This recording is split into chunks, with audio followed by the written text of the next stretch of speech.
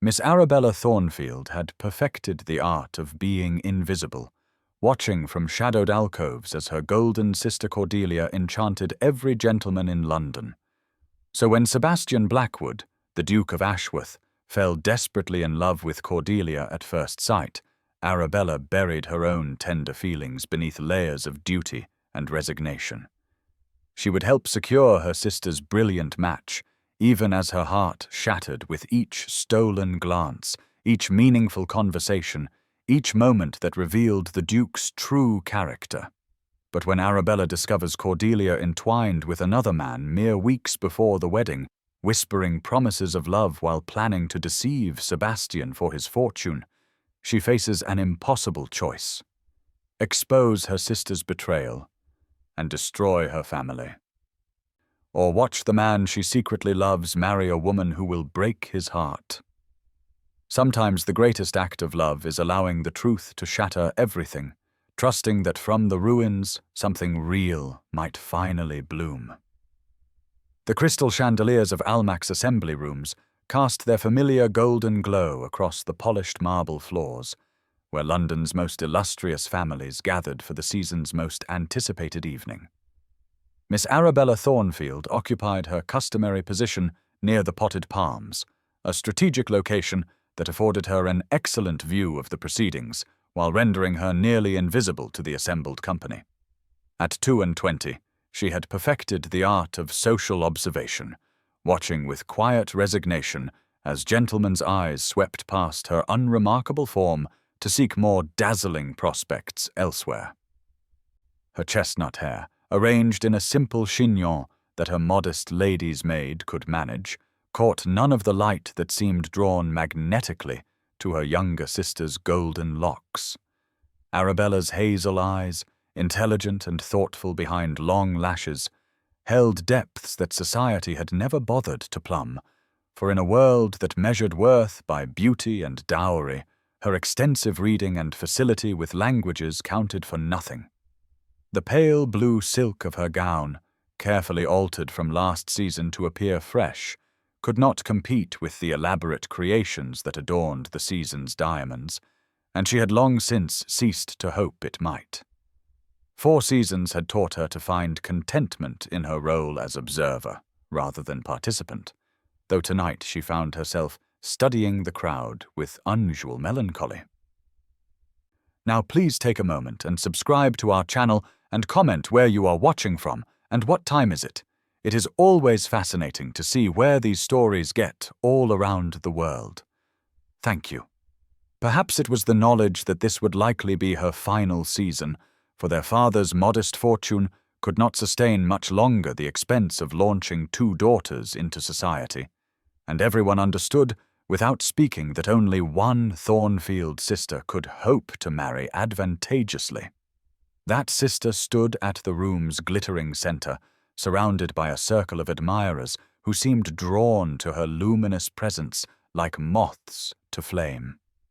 Miss Cordelia Thornfield possessed the kind of ethereal beauty that poets struggled to capture in verse, with corn silk hair that caught the light in spun gold waves, sapphire eyes that sparkled with seeming innocence, and features so perfectly arranged they might have been carved by a master sculptor. At 19, she had been declared the season's diamond by no less an authority than Lady Jersey herself, and every eligible gentleman in London had paid court to her gentle smiles and musical laughter. Arabella watched her sister's performance with the appreciative eye of one who understood its artistry, for Cordelia had perfected the delicate balance of encouraging attention while maintaining proper reserve, of appearing sweetly naive while calculating precisely the effect of each gesture. The evening's rhythm had settled into its predictable pattern of minuets and country dances, with Arabella declining the occasional invitation from elderly gentlemen or young boys fulfilling their social obligations,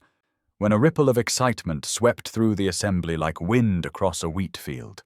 His Grace, the Duke of Ashworth, appeared in the arched doorway with the natural authority of a man accustomed to deference, his tall figure commanding attention without apparent effort. Sebastian Blackwood possessed the kind of masculine beauty that made society mothers clutch their fans and eligible daughters practice their most becoming smiles, though at 9 and 20 he had shown little inclination to succumb to their various charms. His dark hair, perfectly arranged despite the evening's warmth, framed features that spoke of aristocratic breeding, tempered by an athletic life spent managing his vast estates rather than languishing in London's drawing rooms. Deep blue eyes, the colour of midnight seas, surveyed the assembly with intelligent interest, while his broad shoulders and tall frame moved with the easy grace of a man comfortable in his own skin. Unlike many of his contemporaries who affected boredom or disdain for social gatherings, the Duke carried himself with genuine warmth, greeting acquaintances with sincere pleasure and treating even lesser-ranking individuals with courtesy that spoke well of his character. Arabella had observed him from afar during previous seasons, noting the way he listened attentively when others spoke, the manner in which he treated servants with respect, and the genuine smile that transformed his handsome features when something truly amused him. She had also noted, with a mixture of admiration and resignation, that he had shown no particular interest in any of the eligible young ladies paraded before him, maintaining a polite but distant demeanour that had earned him the reputation of being discerning to a fault. Tonight, however, something had changed, for his gaze swept the room with purposeful intent before settling with unmistakable interest upon the golden vision that was Cordelia Thornfield. The moment their eyes met across the crowded ballroom, the very air seemed to shimmer with possibility, and Arabella felt her heart contract with a pain she had no right to feel. She watched as Sebastian moved through the crowd with determined grace, his path cutting directly toward her sister's circle of admirers, who parted with varying degrees of reluctance to allow the Duke access to their prize. Lord Pemberton, who had been regaling Cordelia with tales of his latest hunting expedition, fell silent mid-sentence as Sebastian approached, while young Mr. Whitmore actually stepped backward to make room for his social superior. The introduction, performed by their hostess Lady Cowper with obvious delight at facilitating such a promising connection, crackled with immediate chemistry that even Arabella could perceive from her distant observation post. "Your Grace, may I present Miss Cordelia Thornfield?" Lady Cowper announced, with the satisfaction of a matchmaker sensing success. "Miss Thornfield, His Grace, the Duke of Ashworth." Cordelia's curtsy was perfection itself, a graceful descent that showcased both her elegant bearing and the becoming flush that rose to her cheeks as Sebastian bowed over her gloved hand. "Miss Thornfield," he said, his deep voice carrying clearly in the sudden hush that had fallen over their immediate vicinity.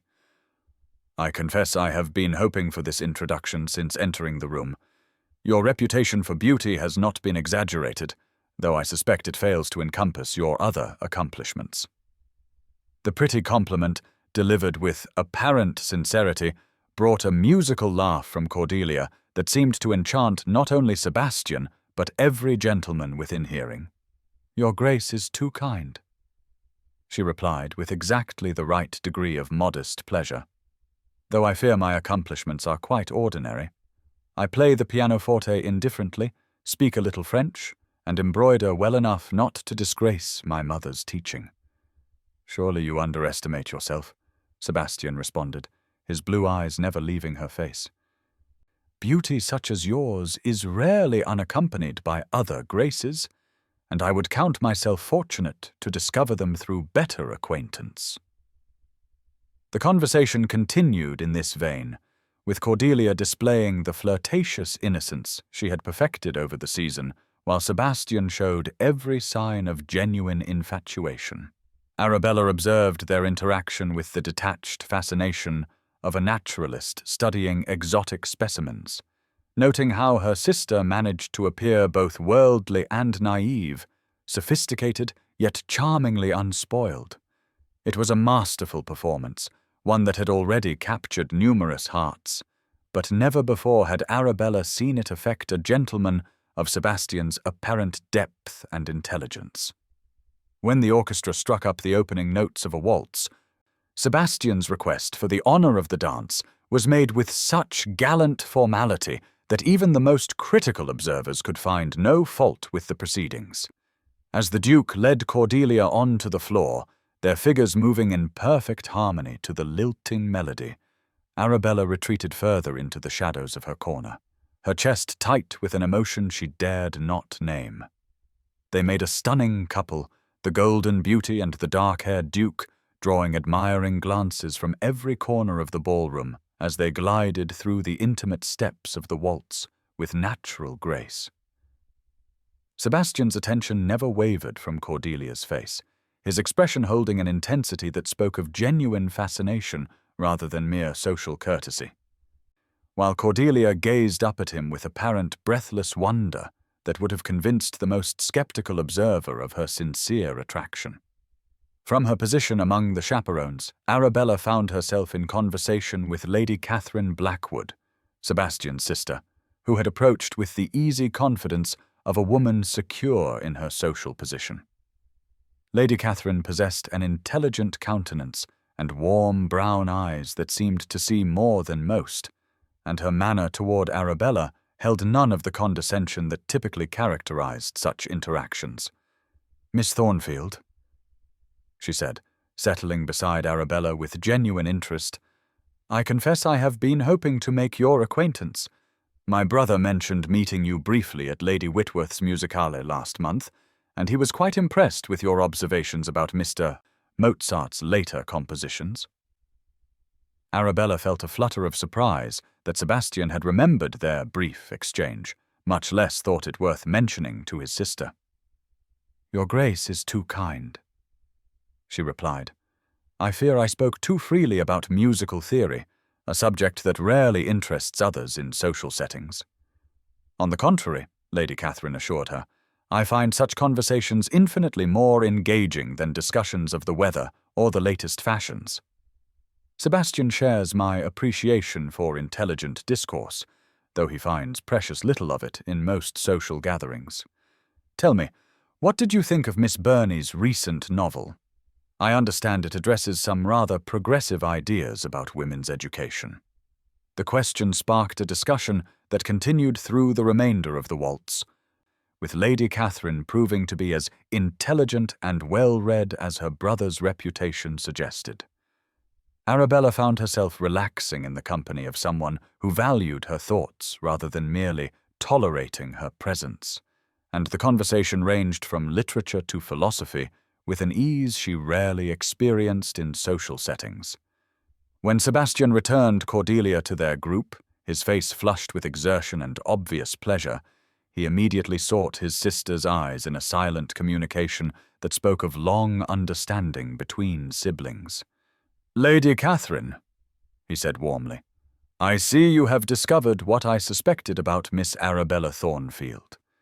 Her mind is as admirable as her sister's beauty." The casual compliment, delivered without apparent calculation, sent an unexpected warmth through Arabella's chest, even as she recognized it for the polite observation it surely was. As the evening continued, Sebastian remained attentive to Cordelia, while occasionally including Arabella in their conversations, his manner suggesting the kind of courteous inclusion one might show to a favored friend's relative. When the time came for their departure, he requested permission to call upon the family the following afternoon, his intentions toward Cordelia unmistakably serious, despite the brief nature of their acquaintance.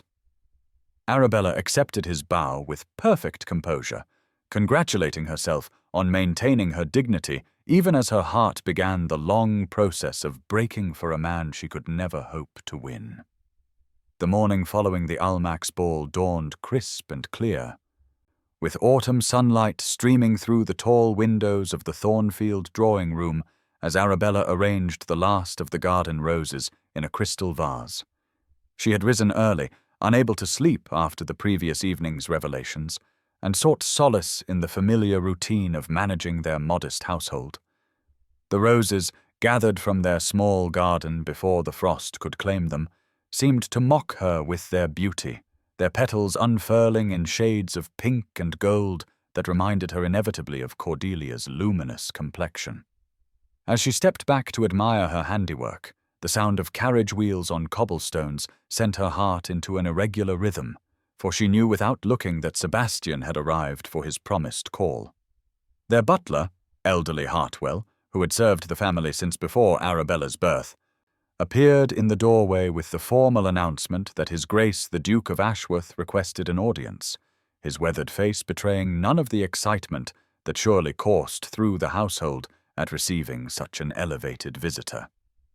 Cordelia descended the stairs like a vision in pale yellow muslin, her golden hair caught up in an artfully simple arrangement that had required her maid's careful attention for the better part of an hour. The color brought out the deep blue of her eyes and lent her skin a porcelain glow that seemed almost otherworldly in the morning light, and Arabella felt the familiar stab of inadequacy as she smoothed her own simple morning dress of lavender wool. When Sebastian entered their modest drawing-room, his presence seemed to fill the space with masculine energy that made their delicate furnishings appear almost fragile by comparison. He moved with the easy confidence of a man comfortable in any setting, his dark blue coat perfectly tailored to showcase his broad shoulders, his buff pantaloons and gleaming hessians, speaking of wealth worn without ostentation. The bouquet of hothouse flowers he carried, clearly chosen with care from his own conservatories, put Arabella's garden roses to shame with their exotic perfection, and she watched as he presented them to Cordelia with the gallant manner of a knight offering tribute to his lady. "Your Grace," Cordelia breathed, accepting the flowers with a becoming blush that appeared entirely natural despite its careful cultivation. "You are too generous. These are exquisite." "I feared my poor garden varieties would pale beside such beauties," Sebastian replied, his blue eyes holding hers with an intensity that made Arabella look away,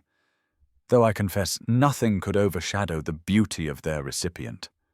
The compliment, delivered with apparent sincerity, brought a musical laugh from Cordelia that seemed to enchant Sebastian anew, and Arabella busied herself with rearranging her roses to hide the pain that threatened to show in her expression. As the weeks that followed established a pattern, Sebastian's visits became a regular feature of their household routine, his presence transforming their quiet drawing-room into a stage for the elaborate dance of courtship that society demanded. Cordelia received his attentions with the grace of one accustomed to adoration, her manner suggesting both pleasure in his company and confidence in her power to hold his interest. She displayed her accomplishments with calculated spontaneity, playing the pianoforte with competent sweetness when he expressed interest in music, speaking French phrases with pretty hesitation when conversation turned to continental matters, and offering opinions on literature that revealed her education without suggesting any dangerous depth of thought. Sebastian appeared genuinely charmed by these performances, his attention rarely wavering from Cordelia's lovely face, except when politeness demanded he include Arabella in their conversations. As Cordelia's unofficial chaperone, a role that fell to her naturally, given their mother's delicate health and their father's preoccupation with estate matters, Arabella found herself present for most of these encounters, a silent witness to the growing attachment between the Duke and her sister. The torture of proximity began to work its insidious magic, as Sebastian's frequent presence allowed Arabella to observe the true depth of his character beneath the polished veneer of aristocratic breeding. Unlike many gentlemen of his rank who treated servants as invisible fixtures, Sebastian acknowledged each member of their household staff with genuine courtesy, remembering Hartwell's name from previous visits and inquiring after the health of their cook when she sent particularly fine refreshments. His manner toward their young housemaid, who tended to stumble over her words in the presence of such grandeur, held patience and kindness that spoke well of his treatment of those beneath his social station. Arabella noticed how he listened attentively when Cordelia spoke, asking thoughtful questions that encouraged her to elaborate on her thoughts, and she observed the way his eyes crinkled slightly at the corners when something genuinely amused him rather than merely meeting social expectations. During one particular afternoon, when Cordelia had stepped away to fetch her embroidery, Sebastian's gaze fell upon the book Arabella had hastily set aside at his arrival, and his expression brightened with unmistakable interest. "Miss Arabella," he said, moving closer to examine the volume, "I see you are reading Mr. Wordsworth's latest collection. I confess myself curious about your opinion of his departure from traditional verse forms." The question, posed with genuine interest rather than polite conversation, sent an unexpected thrill through Arabella's chest, even as she reminded herself that such attention meant nothing beyond courteous inclusion. "I find his celebration of common experience rather refreshing," she replied carefully, "though I suspect many consider his style too simple for serious poetry. His ability to find profound meaning in ordinary moments speaks to me, perhaps because my own life consists largely of such commonplace observations."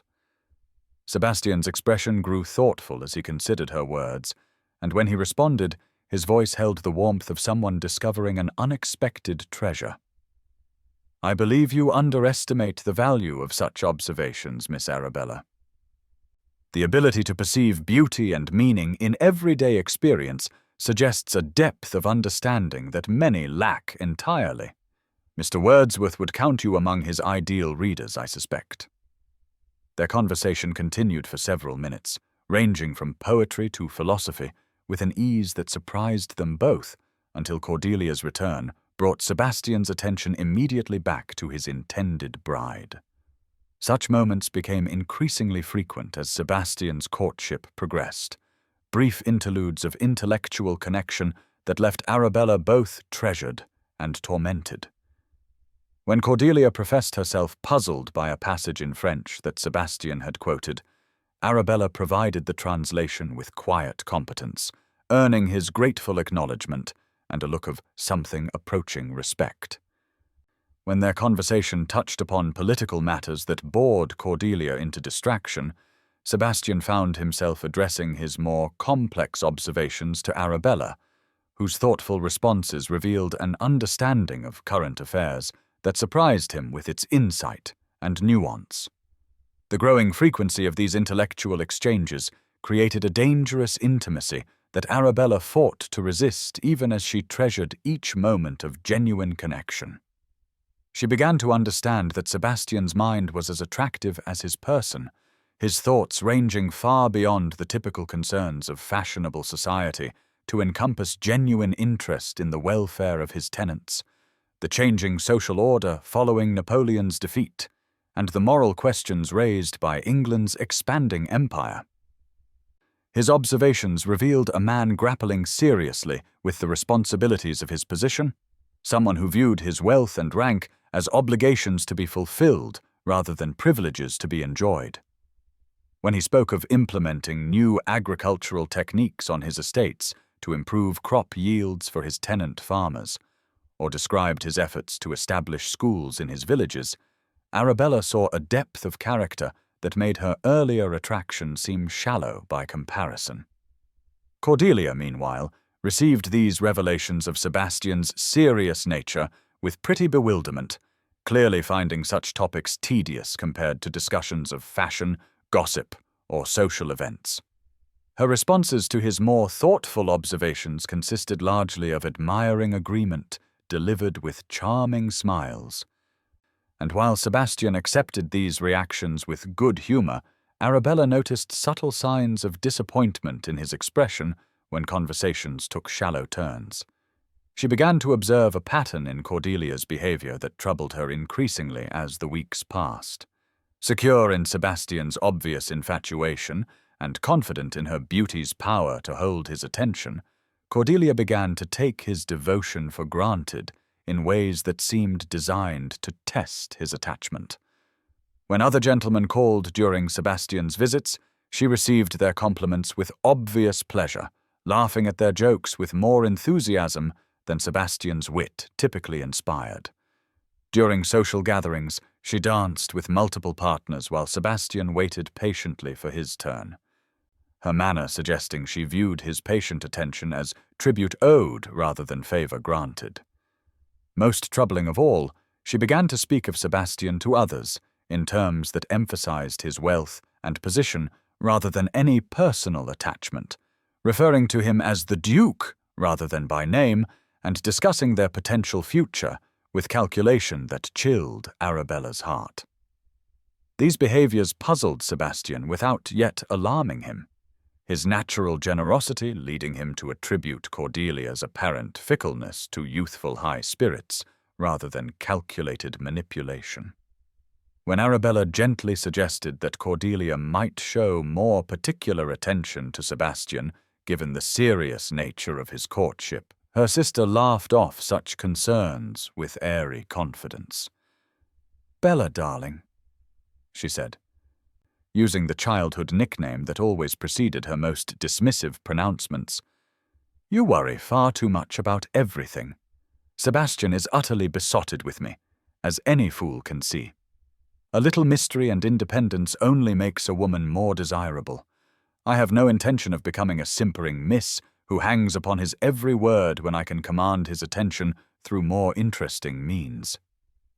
The family excursion to Richmond Park that Sebastian proposed for the first fine day of October seemed designed by fate to torture Arabella's already strained composure. The morning dawned crisp and clear, with autumn painting the landscape in shades of gold and crimson that rivaled Cordelia's beauty as she appeared dressed in a walking costume of deep green wool that complemented her coloring to perfection.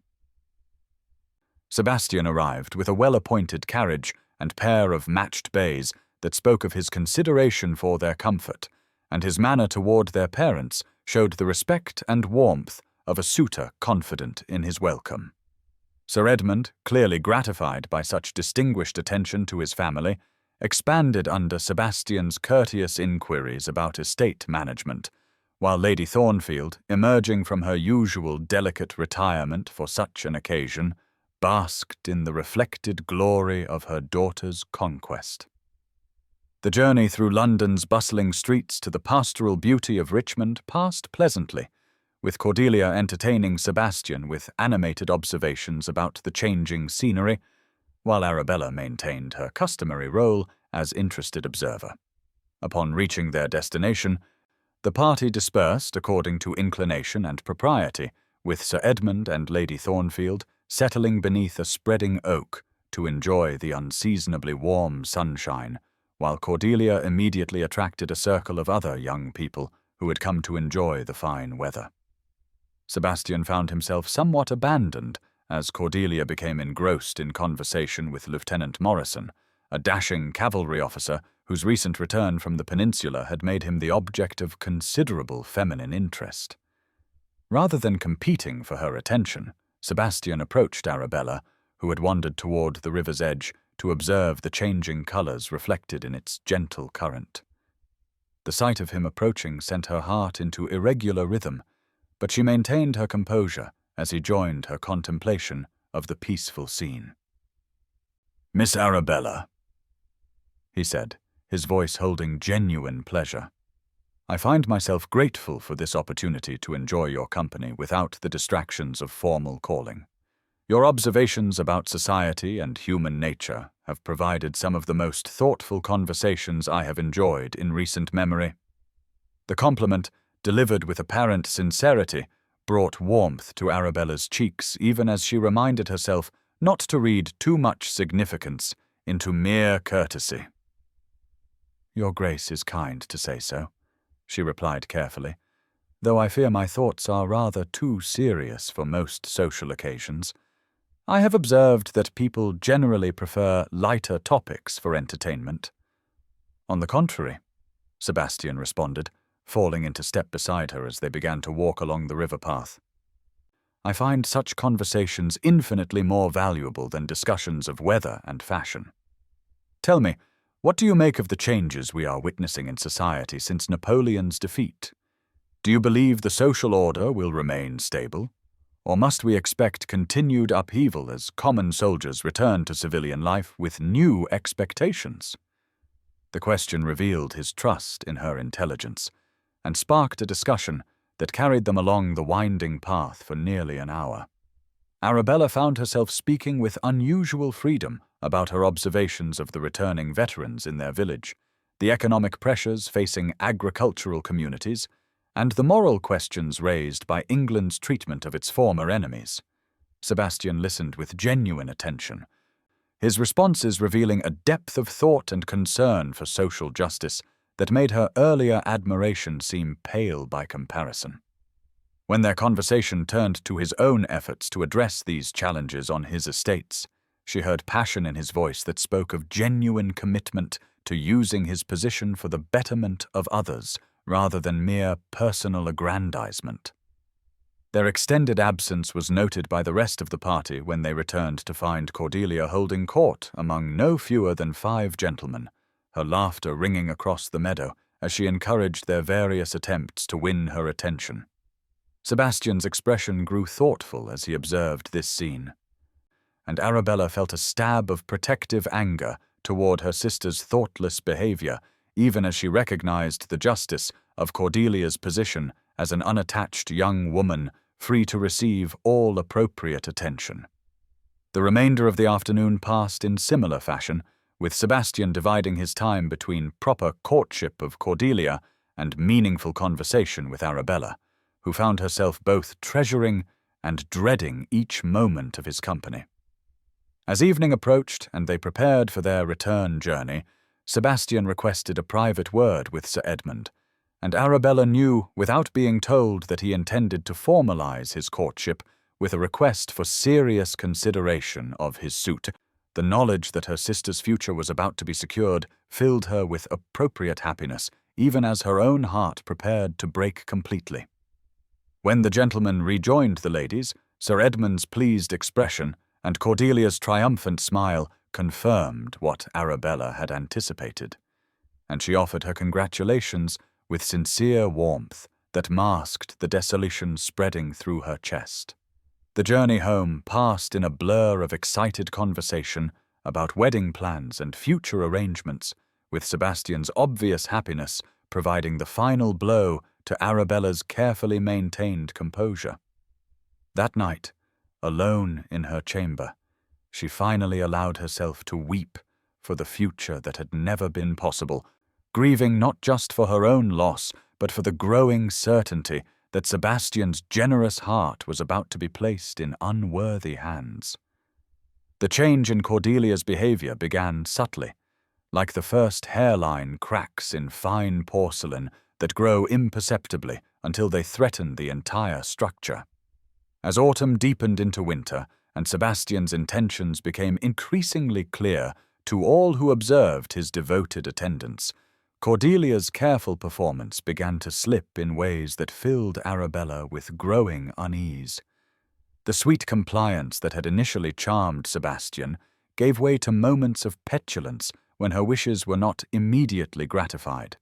while her practiced humility transformed into a sense of entitlement that showed itself in small but telling ways. Where once she had thanked their servants graciously for their efforts, she now spoke to them with the imperious tone of one who considered service her natural due, criticizing their housemaid's cleaning with sharp words that brought tears to the girl's eyes, and dismissing their cook's best efforts with complaints that would have been unthinkable during the early days of Sebastian's courtship. Arabella watched these transformations with horror, recognizing in her sister's behavior the emergence of a nature that had been carefully concealed beneath layers of artificial sweetness and calculated charm. Most troubling of all was Cordelia's increasing willingness to speak harshly of others, particularly young ladies whose circumstances or appearance failed to meet her exacting standards, as though Sebastian's obvious preference for her had granted license to pass judgment on those less fortunate. When Mrs. Whitmore brought her daughter Caroline to call one afternoon, Cordelia's reception of the girl's modest dress and shy manner revealed a cruelty that made Arabella's cheeks burn with shame for her sister's behavior. Poor Caroline, who could not have been more than 17 and clearly suffered from painful self-consciousness about her family's reduced circumstances, became the target of Cordelia's subtle but devastating observations about the challenges facing young ladies who lacked proper guidance in matters of fashion and deportment. Sebastian, present for this uncomfortable display, grew visibly tense as Cordelia's comments grew more pointed, his blue eyes seeking Arabella's face with an expression that seemed to ask for explanation or reassurance she could not provide.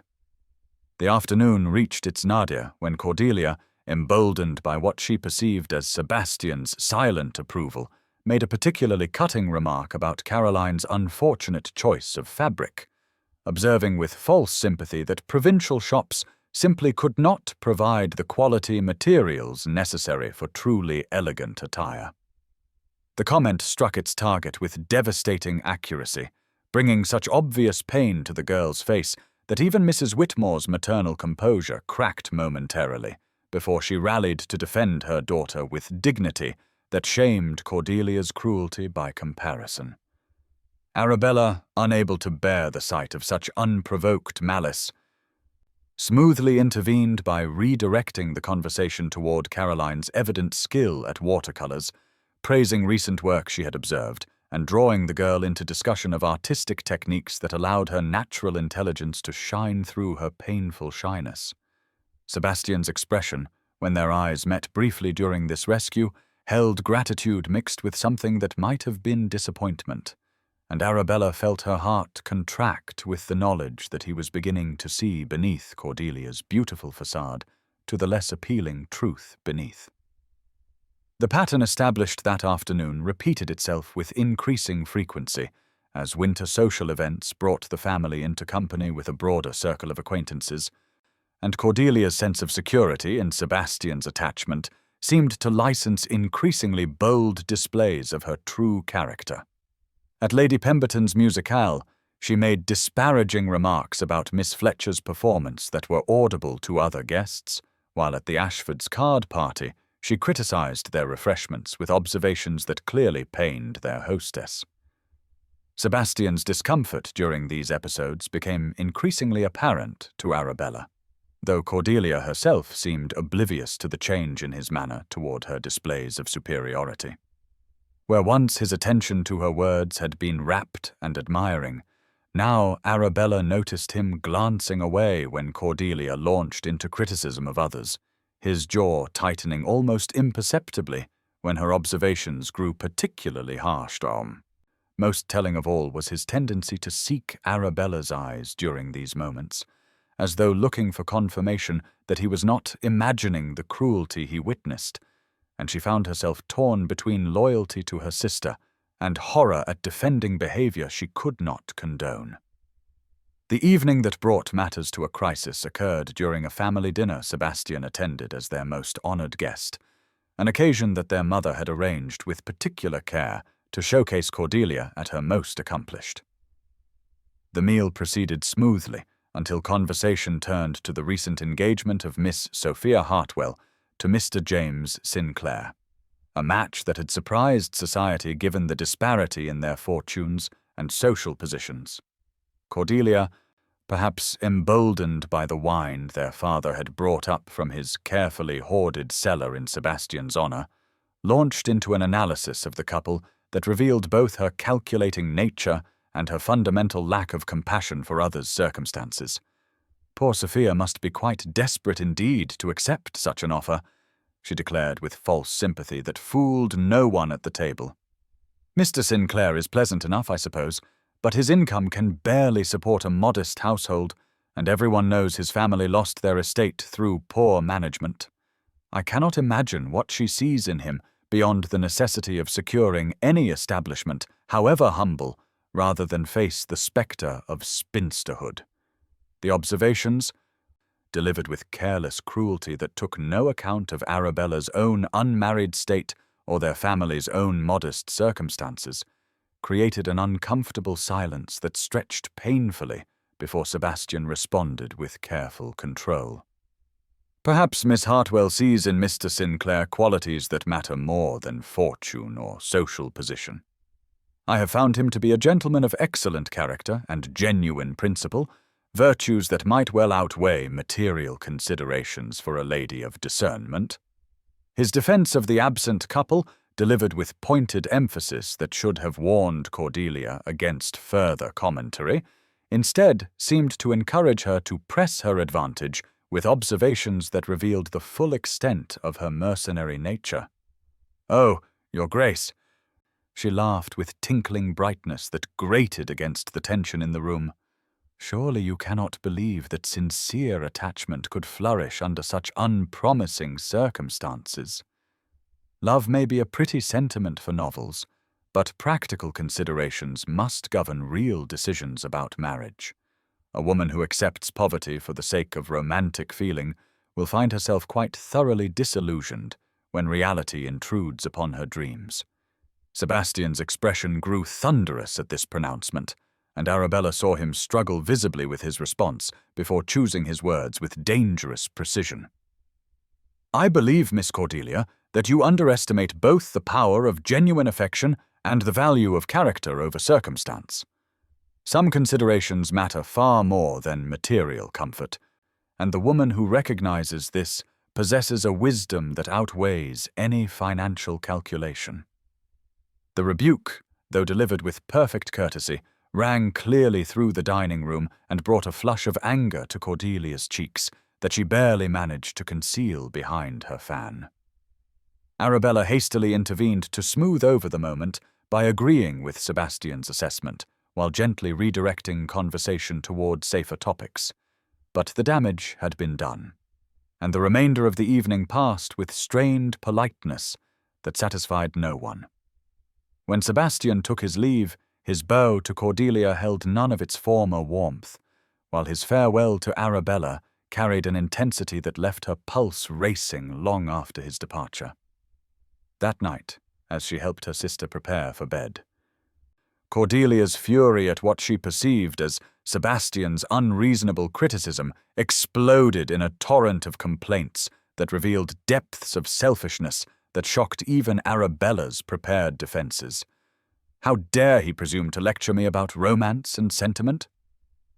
Cordelia raged as her maid removed the pins from her golden hair. "His attachment to me is obvious to everyone, yet he chooses to criticize my perfectly reasonable observations about practical matters that any sensible person must acknowledge. If he thinks to reform my character according to his own peculiar notions, he will find himself quite mistaken about my willingness to be molded according to his preferences. I am what I am, and he must accept me as such, or seek his philosophical discussions elsewhere." The words chilled Arabella's heart with their casual dismissal of Sebastian's legitimate concerns, but before she could formulate a response that might encourage her sister toward greater self-reflection, their mother appeared in the doorway with an expression that brooked no argument about the urgency of her mission. "We must speak immediately," she announced in tones that sent both sisters into immediate attention. "This situation requires careful management if we are to avoid disaster." Lady Margaret Thornfield, despite her reputation for delicate health and withdrawal from society's demands, possessed a sharp intelligence when her family's interests were at stake, and she had observed the evening's proceedings with the calculating eye of a general assessing battlefield conditions. As Cordelia's maid was dismissed and the door closed firmly against interruption, their mother's manner transformed from social invalid to military strategist with efficiency that revealed the steel beneath her fragile facade. "Cordelia," she began without preamble, "your behavior tonight bordered on catastrophic, and if you continue in this vein, you will lose Sebastian's regard entirely before he can be brought to the point of a formal proposal. His attachment to you, while strong, is not so unshakable that it cannot be damaged by repeated displays of the character you showed this evening. I have watched his expressions during your various pronouncements, and I assure you that his growing discomfort is not merely aristocratic sensibility, but genuine disappointment in what he perceives as your true nature. The criticism, delivered with brutal directness that left Cordelia speechless with shock, continued as their mother outlined the precarious nature of their situation with mathematical precision. "Our circumstances require that this match be secured without delay," she explained with the ruthless clarity that desperation had brought to her assessment of their options. "Your father's investments have proven less successful than anticipated, and without a substantial alliance we face the very real possibility of losing this house and the respectability that our position in society requires. You have been given advantages that many young ladies would sacrifice anything to possess, and you will not waste them through careless display of your less attractive qualities until after Sebastian has committed himself irrevocably to your future denouement." The conversation that followed revealed the full extent of their family's financial difficulties and the calculated nature of their mother's strategy for securing Sebastian's proposal before his growing doubts could crystallize into withdrawal. Lady Margaret had observed Sebastian's increasing attention to Arabella's company and conversation, and while she dismissed any romantic implications to this preference, she recognized the danger it represented to their carefully laid plans. Her solution involved a campaign designed to force Sebastian's hand through strategic deployment of opportunity and social pressure, beginning with arrangements that would leave him alone with Cordelia under circumstances that courtesy would require him to formalize his intentions. Arabella listened to these machinations with growing horror, recognizing in her mother's strategy the same calculating nature that had begun to emerge in Cordelia's behavior, and she began to understand that her sister's transformation might be less aberration than family characteristic finally revealed under pressure. When their mother's attention turned to her with expectations that made her stomach clench with dread, Arabella realized that her own role in this campaign was to be that of unwilling accomplice to her sister's deception. "Your particular responsibility, Arabella," Lady Margaret announced with the authority of one accustomed to obedience, "will be to encourage Sebastian's attachment to Cordelia through whatever means necessary, including the sacrifice of your own comfort and any personal feelings that might interfere with family duty. I have observed your interactions with His Grace, and while I do not suggest any impropriety in your conduct, I have noticed that he seeks your company and conversation with frequency that must be redirected toward appropriate channels. You will discourage his tendency toward intellectual discussion with you, and instead guide such conversations toward topics that showcase Cordelia's accomplishments and character. Furthermore, you will speak to Sebastian about Cordelia's many admirable qualities whenever opportunity presents itself, ensuring that any doubts he might be developing are countered by testimony to her virtue and worthiness." The command, delivered with cold certainty that brooked no argument, struck Arabella like a physical blow as she recognized the full extent of the deception she was being asked to perpetuate. Her mother's awareness of her feelings for Sebastian, revealed through casual observations that suggested long surveillance, added humiliation to the pain of being commanded to actively promote his attachment to another. When she attempted to protest that such manipulation seemed dishonorable to all parties involved, Lady Margaret's response revealed the desperation that drove their family's actions with clarity that left no room for romantic scruples or moral objections. "Honor is a luxury we can no longer afford," her mother stated with finality that ended all discussion. "Your sister's future and this family's survival depend upon securing this alliance, and you will do your duty regardless of any personal cost to yourself. Whatever feelings you may harbor for Sebastian must be buried in favor of family loyalty, and you will remember that your own prospects depend entirely upon Cordelia's successful establishment in society. Any interference with these plans, whether intentional or through misguided sentiment, will be considered betrayal of your family obligations and treated accordingly." The morning of Lady Catherine's garden party dawned with the crystalline clarity that often follows autumn storms, as though nature itself had conspired to provide the perfect backdrop for the momentous events Lady Margaret had orchestrated with military precision. The Blackwood estate gardens, transformed by careful preparation into a vision of refined elegance, welcomed London's most distinguished families beneath a canopy of gold and crimson leaves that rustled with prophetic whispers in the gentle breeze. Arabella stood beside her sister near the ornamental fountain, watching Cordelia's performance reach its carefully calculated crescendo as she received the admiring attention of assembled guests with the practiced grace of an actress taking final bows. The pale rose silk of Cordelia's gown caught the afternoon light like spun gold, while the sapphire necklace that had belonged to their grandmother added exactly the right note of understated elegance to suggest both breeding and modesty that masked the calculating ambition beneath. Sebastian approached their small group with the measured steps of a man carrying the weight of momentous decision, his dark blue coat and pristine linen speaking of preparation for an occasion of supreme importance, though his expression held none of the eager anticipation that should have characterized a gentleman about to claim his heart's desire. Lady Catherine, observing from her strategic position near the rose arbor, caught Arabella's eye with a look that seemed to communicate both sympathy and warning, as though Sebastian's sister had divined the true state of affairs, despite their careful concealment from the rest of society. When Sebastian requested the honor of a private word with Cordelia, his formal tone carried the gravity of ritual rather than the warmth of genuine emotion, and Arabella felt her heart begin its final descent into the abyss of permanent loss. Their withdrawal to the secluded bower that Lady Catherine had prepared with strategic positioning allowed for privacy while maintaining proper visibility,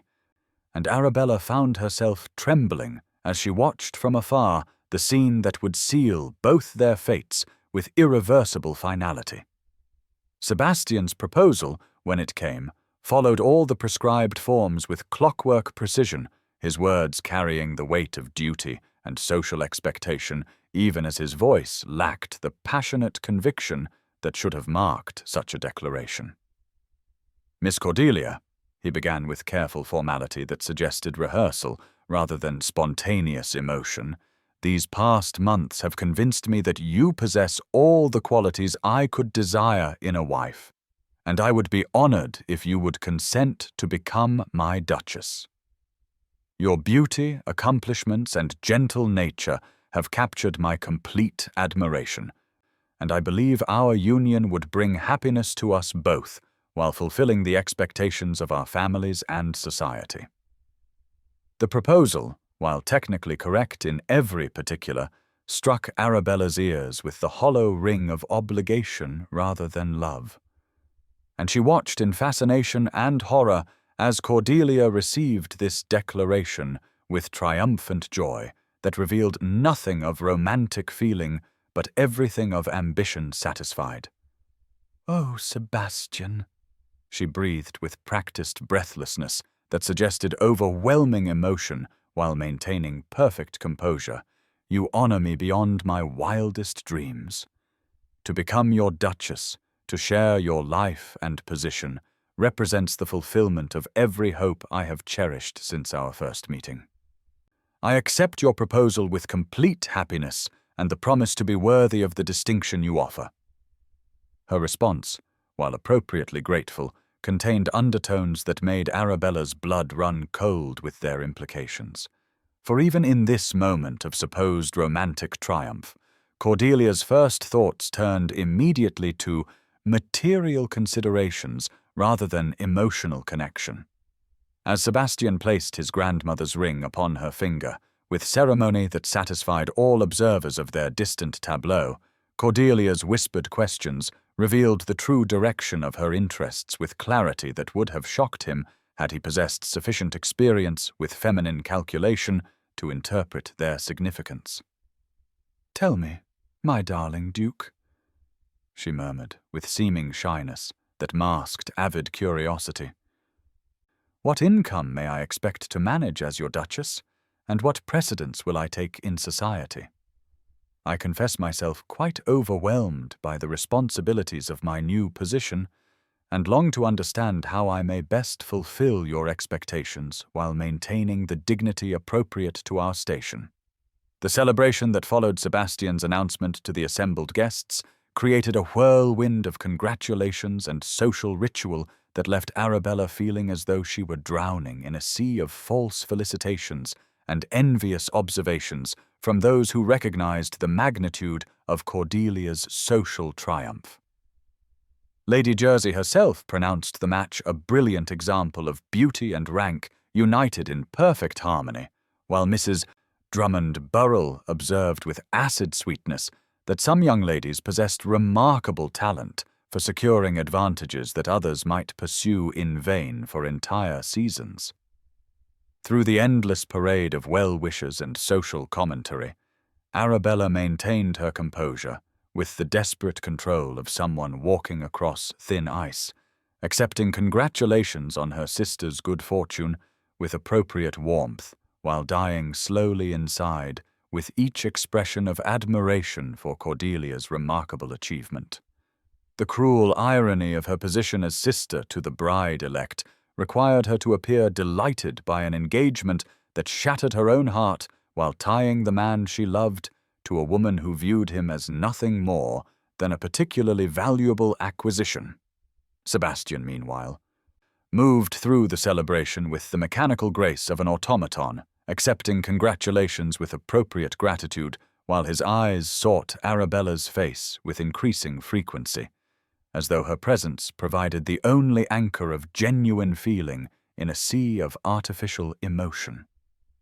When the formal toasts had been offered and the engagement ring admired by every female present, Sebastian found himself drawn to Arabella's quiet presence with the inexorable pull of a compass needle seeking true north,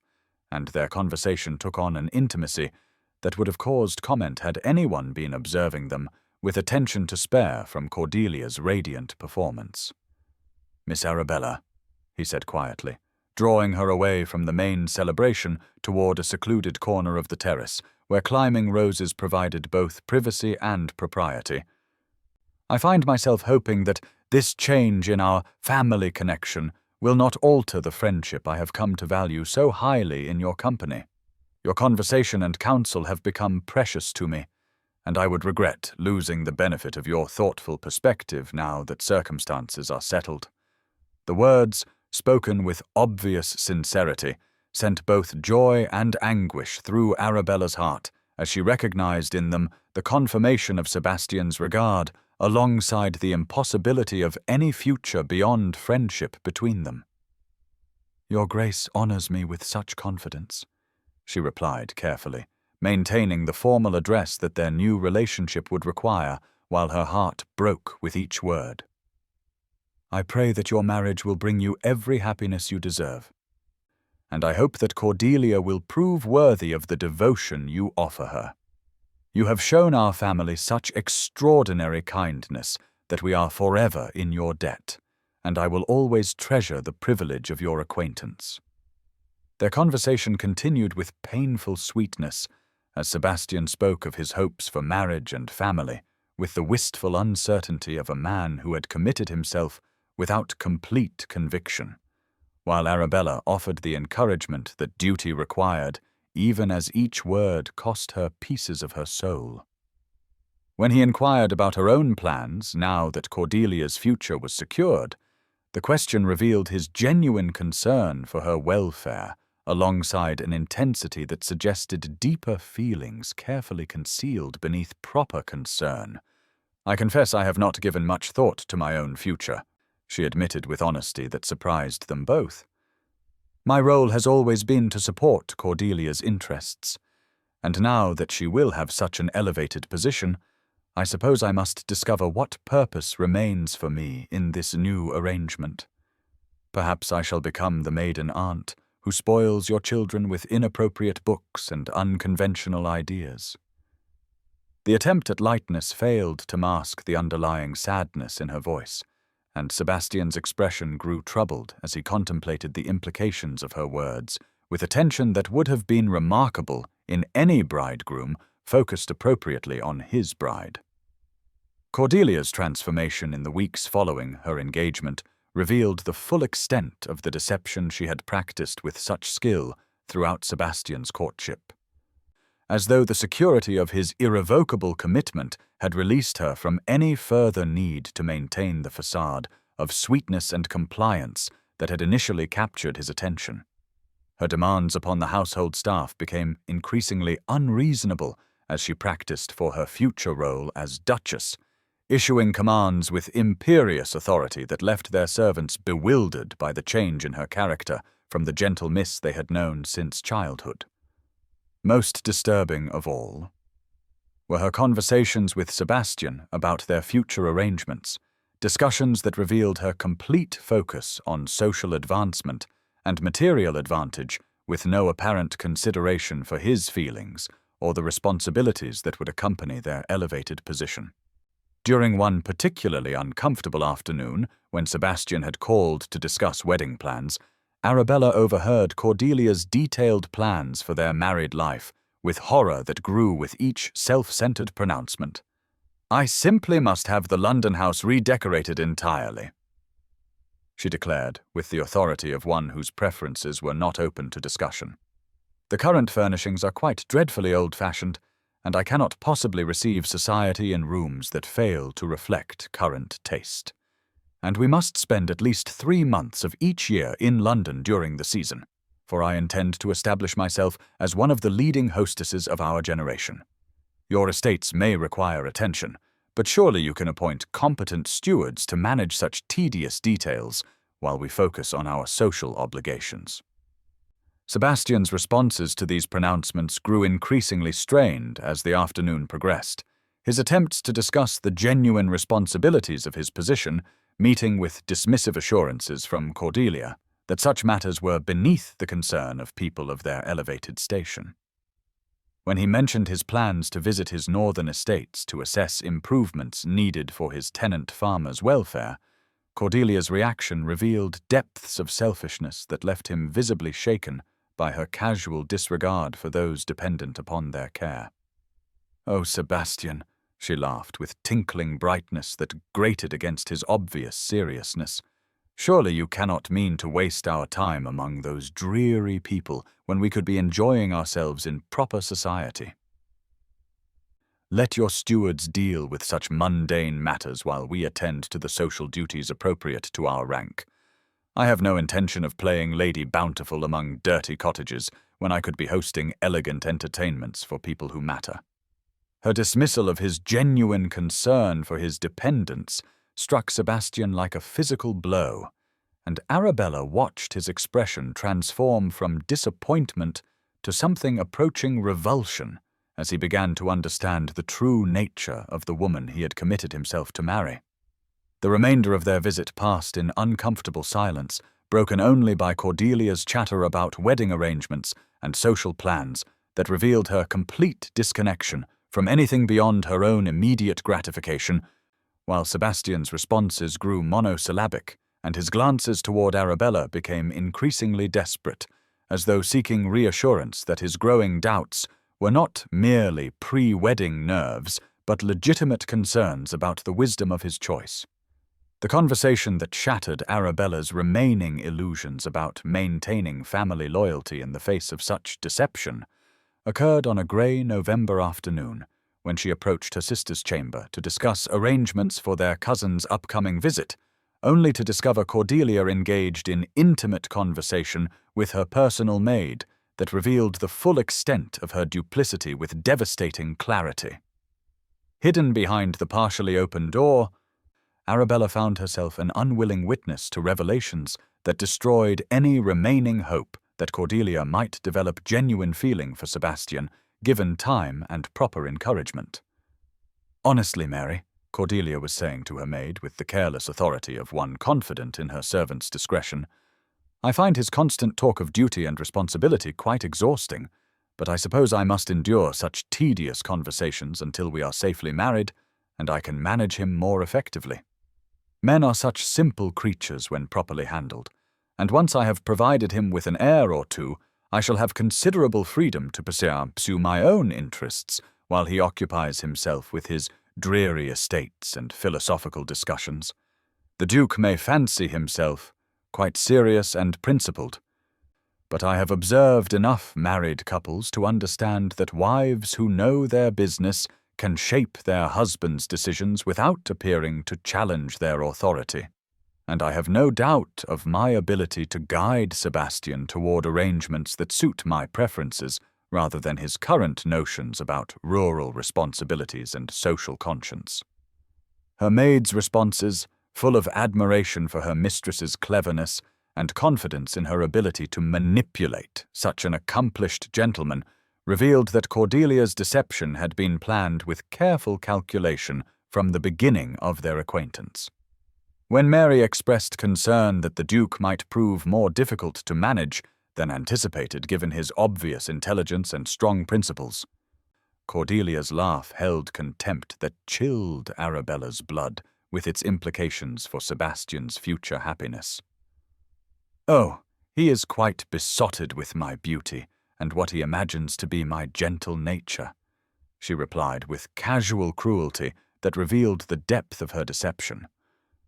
Men like Sebastian, who fancy themselves above such shallow considerations, are actually more susceptible to feminine beauty than those who openly acknowledge their preferences, because they convince themselves that their attraction must be based on deeper compatibility when it is really nothing more than lust dressed up in romantic sentiment. Once we are married, I shall have no difficulty maintaining his devotion through careful attention to my appearance, while pursuing my own agenda through methods he will never suspect. The conversation continued with additional details of Cordelia's plans for manipulating Sebastian's affections while establishing her position in society that left Arabella sick with horror at her sister's callous disregard for the genuine feelings of a man who deserved honesty and respect rather than calculated deception. As she retreated from her unwitting eavesdropping with knowledge that burned like acid in her consciousness, Arabella realized that her duty to family could no longer extend to protecting a deception that would destroy Sebastian's capacity for trust and happiness in marriage, regardless of the consequences to her own position or her family's financial security. The November wind rattled the windows of Thornfield Manor with increasing ferocity as the final month before Cordelia's wedding began its relentless countdown toward disaster, each day bringing Sebastian closer to a union that would destroy his capacity for happiness while binding him irrevocably to a woman whose true nature remained hidden beneath layers of calculated deception. The approaching winter seemed to mirror the growing darkness in Arabella's heart as she watched the preparations unfold around her with the helpless fascination of someone witnessing an approaching catastrophe they were powerless to prevent. Each detail of the elaborate celebration serving as another nail in the coffin of her own hopes. While Sebastian moved through the arrangements with the mechanical precision of a man fulfilling obligations rather than celebrating the fulfillment of his dreams. The family dinner that would prove the final breaking point of Sebastian's illusions was arranged by Lady Margaret with her usual strategic precision, designed to showcase Cordelia's accomplishments as mistress of domestic arrangements, while providing Sebastian with a preview of the harmonious family life that awaited him as her husband. The guest list had been carefully selected to include their most distinguished connections alongside certain individuals whose presence would serve specific purposes in the evening's carefully orchestrated performance. Though none of the participants except Arabella suspected the true drama that would unfold before the final course was served.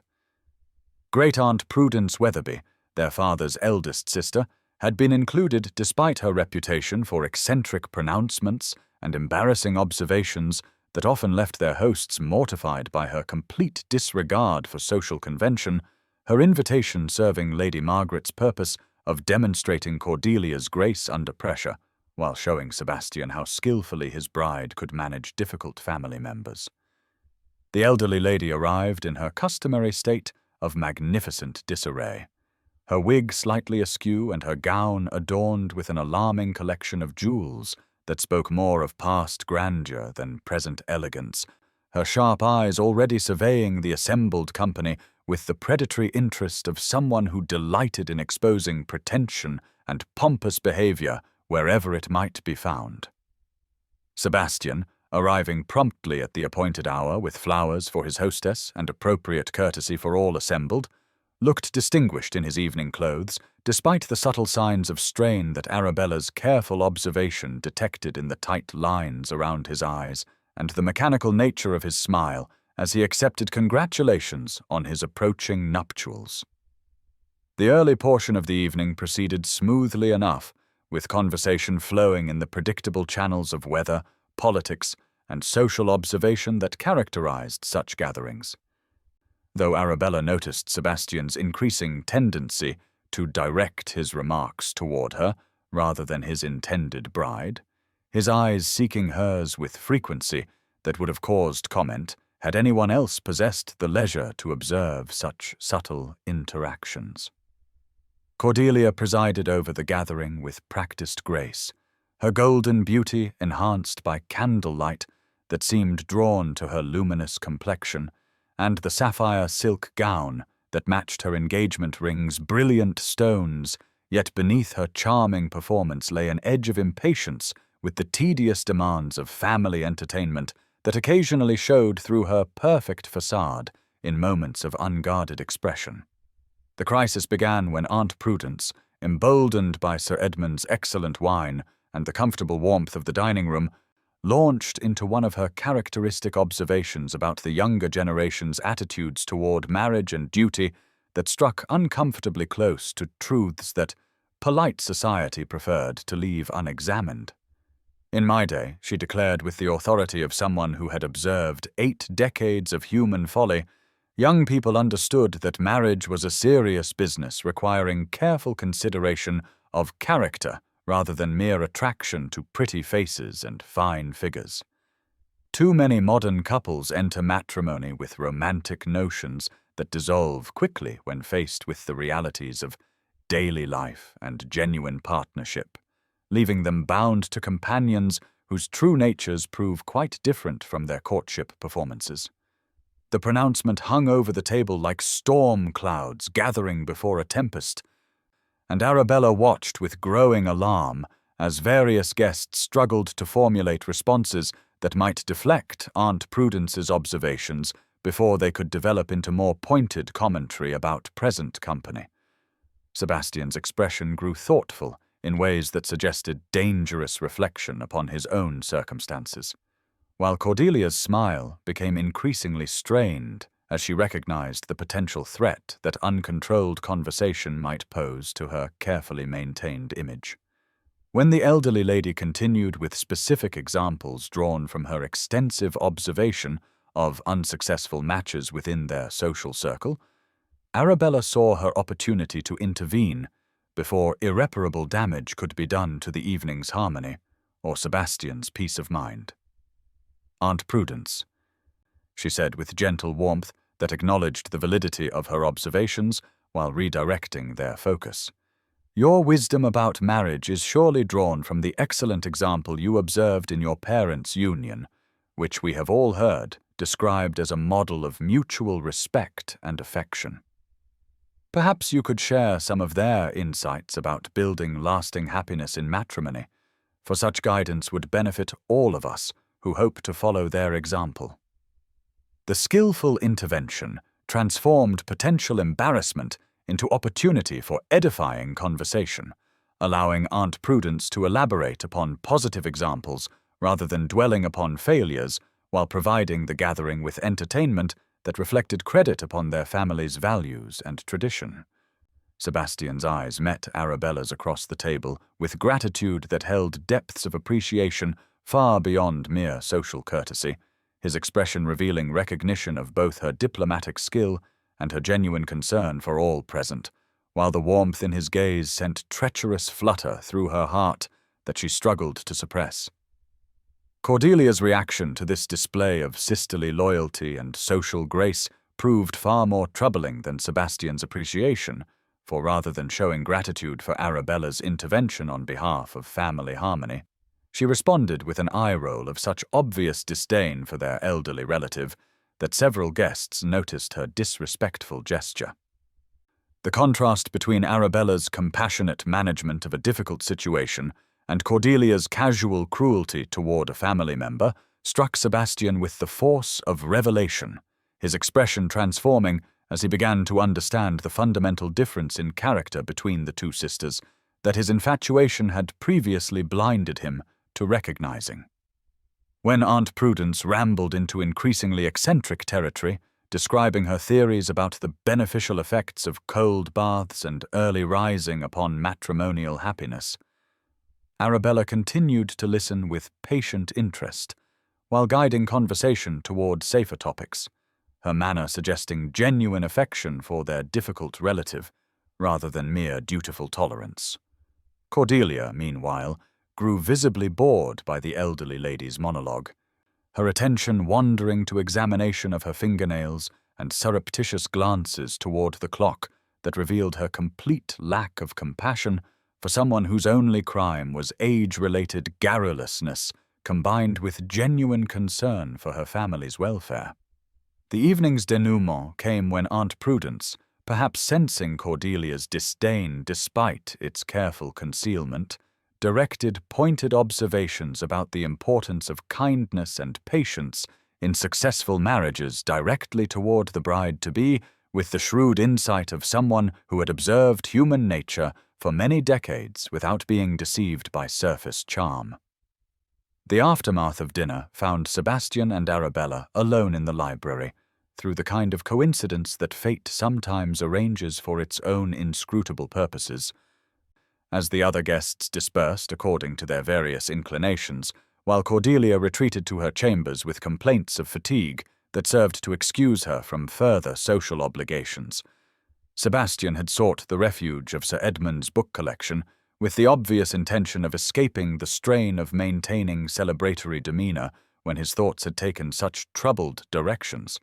while Arabella's presence resulted from her intention to return a volume of poetry he had recommended during one of their earlier conversations, when such exchanges had seemed innocent rather than fraught with dangerous undercurrents that threatened to destroy them both.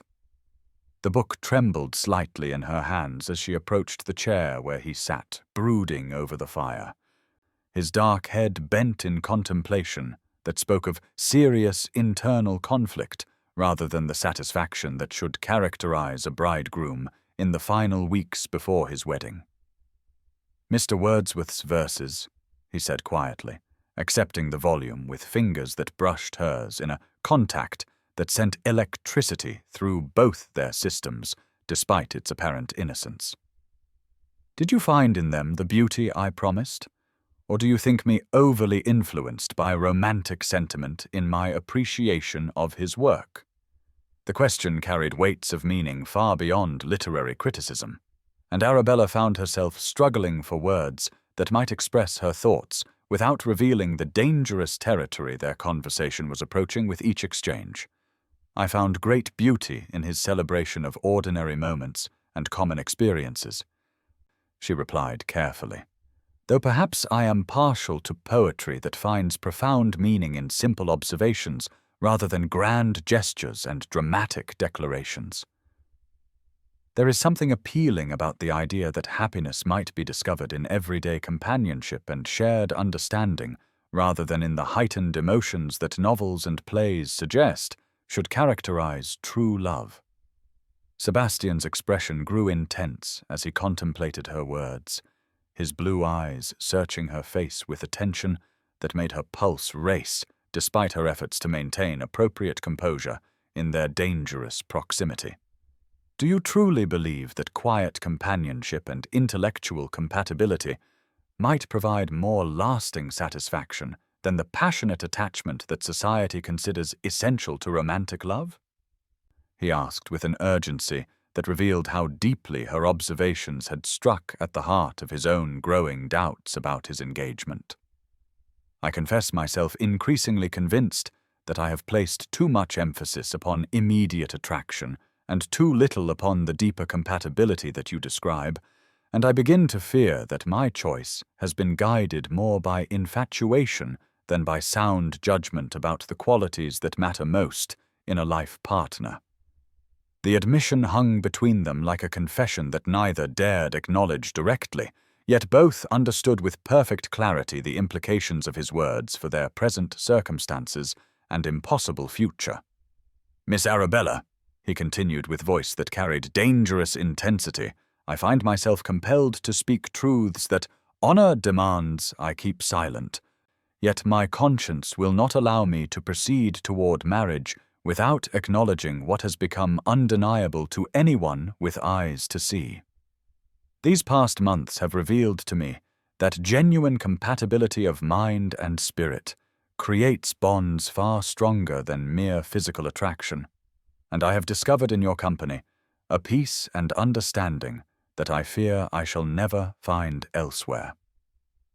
The confession that both had dreaded and longed for hung between them in the firelit stillness of the library, where leather-bound volumes seemed to lean closer, as though straining to witness the moment when two hearts acknowledged what honor forbade them to claim.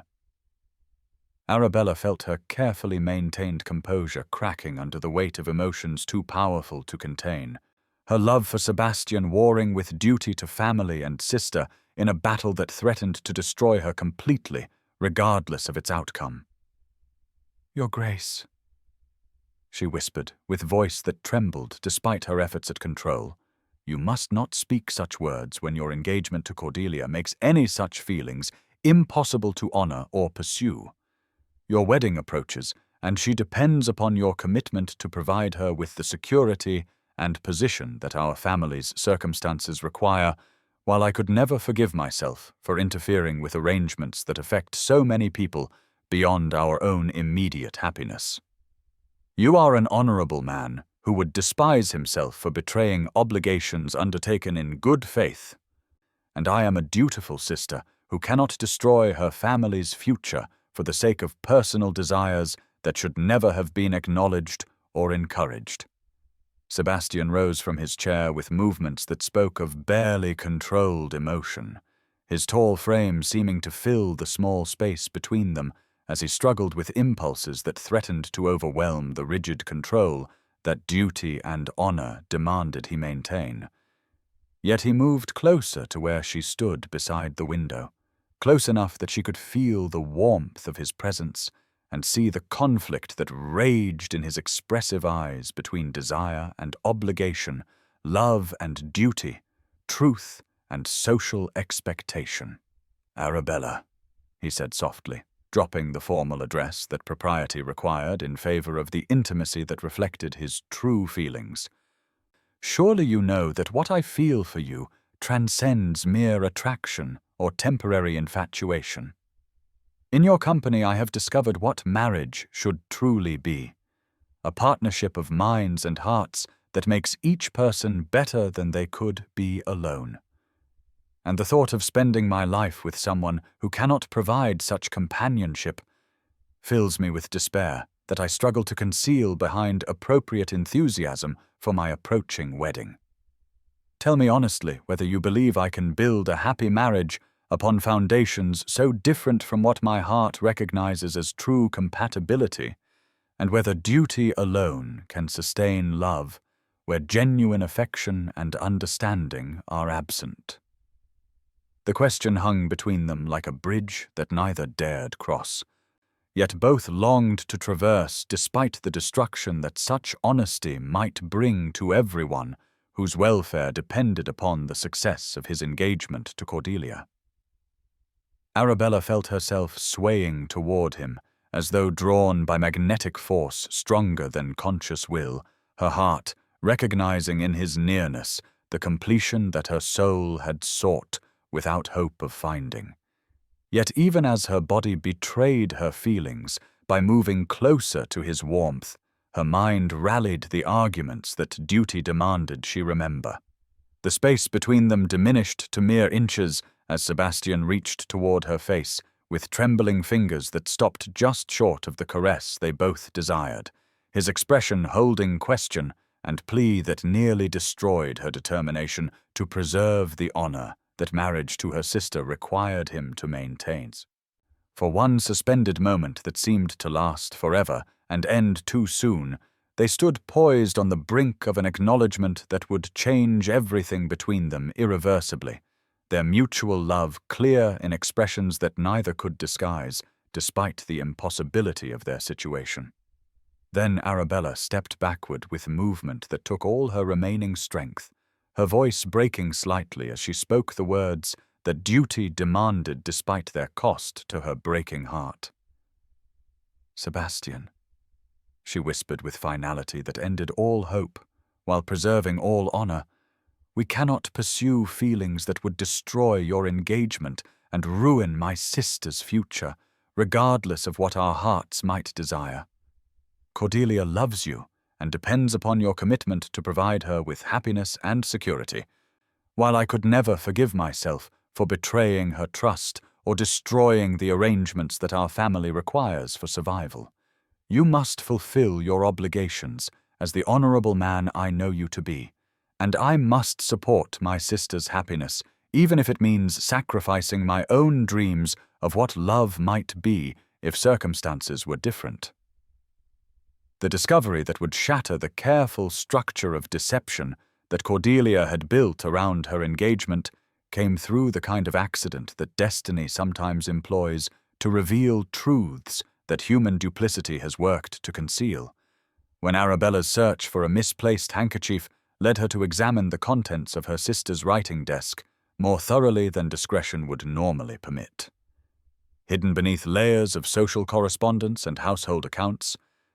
she discovered a collection of letters written in masculine hand that bore no resemblance to Sebastian's careful script, their passionate content and intimate tone revealing immediately that their author was someone far closer to Cordelia's heart than her intended husband had ever been. The name signed with flourishing confidence at the bottom of each missive belonged to Lord Nathaniel Fairfax, the charming second son whose lack of fortune had excluded him from consideration as a serious suitor, despite his obvious devotion to Cordelia throughout the social season. The correspondence revealed a love affair that had continued throughout Sebastian's courtship,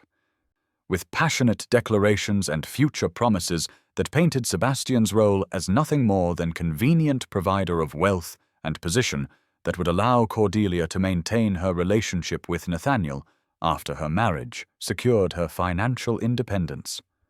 "My beloved Cordelia," read one letter that burned itself into Arabella's horrified consciousness, "surely you understand that my love for you transcends any temporary arrangements that circumstances may require, and I await the day when your marriage provides us with the security and freedom to pursue our true happiness without concern for material considerations. Your Duke may possess wealth and rank, but he can never claim the heart that belongs entirely to me. And I have complete confidence in your ability to manage both your husband and our relationship in ways that serve all our interests without requiring anyone to sacrifice genuine feeling for mere social convention." The casual assumption that Sebastian could be deceived and manipulated indefinitely, while Cordelia pursued her real emotional attachments elsewhere, revealed depths of callousness that left Arabella sick with horror at the scale of deception being practiced upon a man whose only crime was falling victim to her sister's calculated charm. Additional letters outlined specific plans for continuing their relationship after Cordelia's marriage,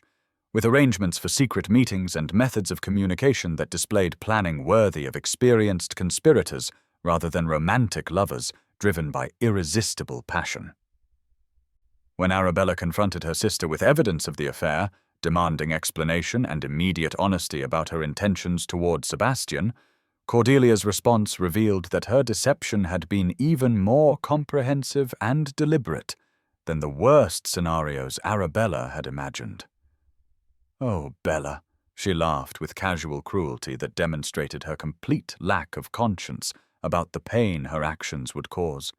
"Surely you cannot be so naive as to believe that marriages among our class have anything to do with romantic attachment. Sebastian provides me with wealth, position, and social consequence that Nathaniel could never offer, while Nathaniel provides me with the emotional satisfaction and genuine affection that Sebastian's serious nature could never supply.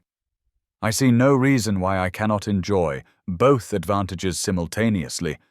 and I have every confidence in my ability to manage such arrangements without anyone suffering unnecessary distress.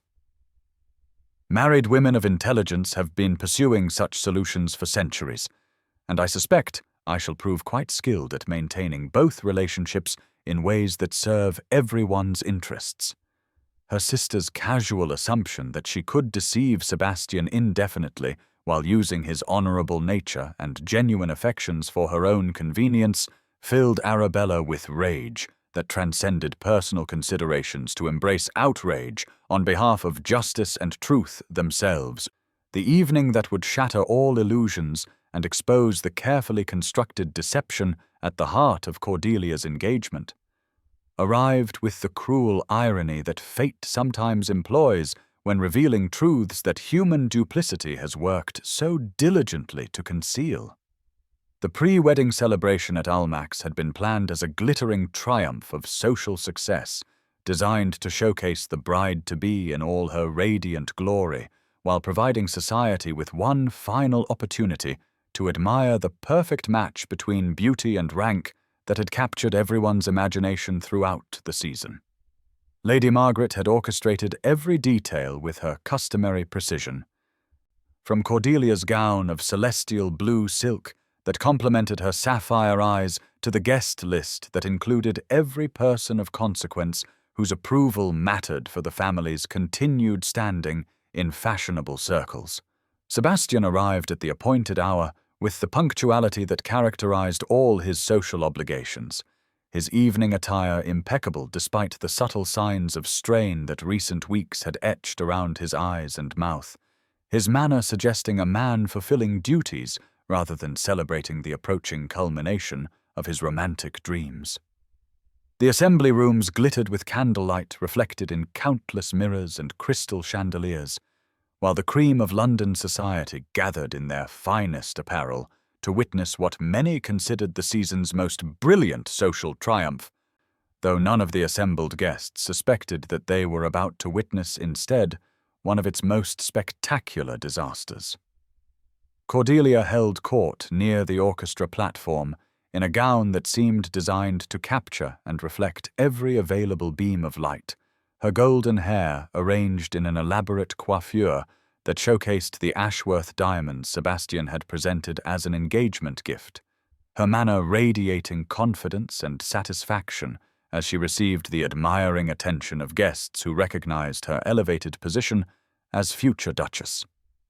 The early portion of the evening proceeded according to Lady Margaret's careful planning, with appropriate toasts offered to the happy couple and general expressions of approval for a match that satisfied society's expectations about the proper union of beauty and wealth, rank and accomplishment.